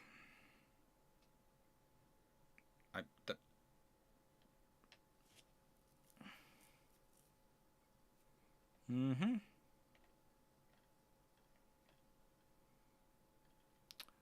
So many books, so little time. I'll read them all. It's better than the social life.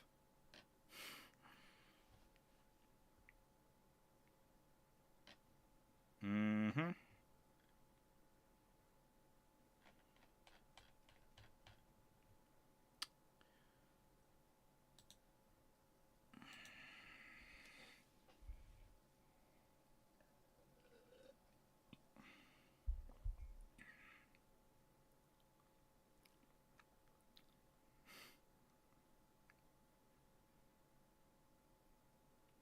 List, you mean Library in Waiting? And the book of S. Bullock about the Gloucestershires, etc., and other units, and Carlton de Witt's time with them.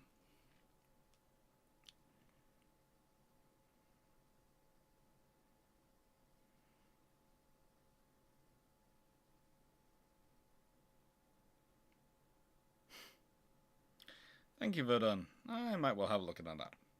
Anyway, I'm going to say thank you to everyone, and I'm going to move over to the joyous thing that is Discord and have the chat. Continue the chat there. The reason I'm running a bit ahead of time today is honestly, as said, I'm a little bit on the tired side thanks to a Fluffy. But tonight he's hopefully feeling better. Never had a dog suffering from nightmares before, but we've had one suffering recently for them.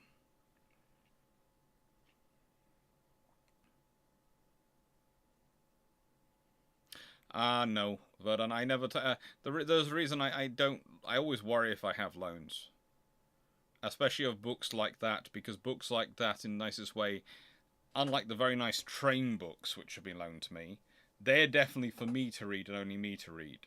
So I know they're okay. Any book I get which is about basically warfare, there is an odds-on chance at some point I'll have to loan it to a student. Or I'll have to photocopy it for a student, which might damage it. Because putting any book into a photocopier can damage it. So those are always ones which are my own.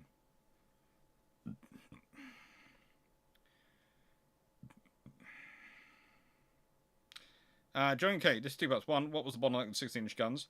Not really a bottleneck in the 16-inch guns. for lines. That's something which is often overstated. But it's more a case of consider it more a scenario of they needed a good excuse to hold off because they decided and that's when they got the King George V going through, and by the time the King George V start to end, they're pausing and all sorts of restarting created so many troubles. And they had the 14 inches already available, but they also knew that if they didn't, with the joyous person that was then in charge, he'd want the 16-inch over them, and that would be more effort and actually delay them getting any ships into service. I often think the whole troubles with the 16-inch are slightly concocted. And no, the British were not going to be approaching the US Bureau of Ordnance for help in solving the problem. Mainly because, not ego or anything like that, it's just, again, if you approach the US Bureau of Ordnance, you have to actually start pushing forward with construction. And honestly, at the point at which they're getting around where they're looking at seriously constructing, they want to build something new as well instead. They want to use their wartime experience to build something better, because the trouble is the Lion and Temeraire had actually been designed under the pre-World War II, still trying to roughly keep to the treaty system limitations. Yes, they'd skipped around them, but these were going to be the centerpieces in British terms. They were thinking already about the post-war fleet. So, yeah. They wanted something better, with more of their understanding built in. So they have all sorts of ideas for why they run late, but I don't really follow any of them. Or rather, I believe there were problems, I just think the magnitude of those problems was overstated.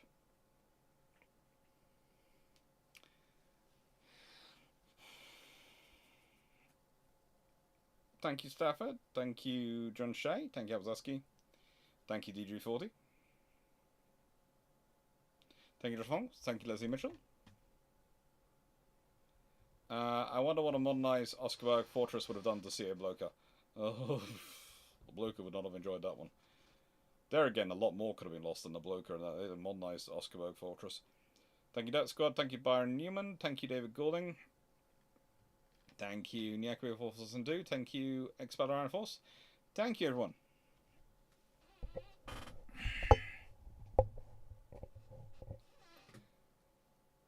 Hope you enjoyed, and as said, I will be on in a couple of minutes. Thank you, Jack Ray. Thank you, Lars Mickler. Thank you, Andrew Willis, Connor Wilson, Leo Gazebo, IO2. I think I said 9681, but also Paul from Chicago and Melanie 1640. Everyone who's been on as admin, Dan Freeman, all of you who've been watching, Duke of Patchington, Derp Squad, John Shea, Leslie, of course, everyone. Thank you very much for thank you very much, and thank you, Nick Ross. What's a better rifle Model 2 than the 1650 for accuracy and power?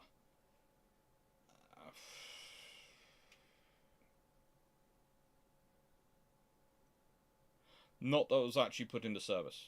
It was fairly good. I would say for accuracy. Accuracy. There is an interesting thing with some of the 15-inch 42 on occasion, but I would say on balance probably the 16-inch 50 is better gun. On balance, because again it is the latest design. And you have the build-up versus the wire method on all the debates between those two and different systems for manufacturing your gun barrels, which do have an effect on gun barrel performance. Thank you, Mole's Revenge, and Stafford, and Verdun, and everyone. I said, if you want to chat with me for the next hour or so, I'll be on Discord. After I've had a little comfort break. Take care. Doodles.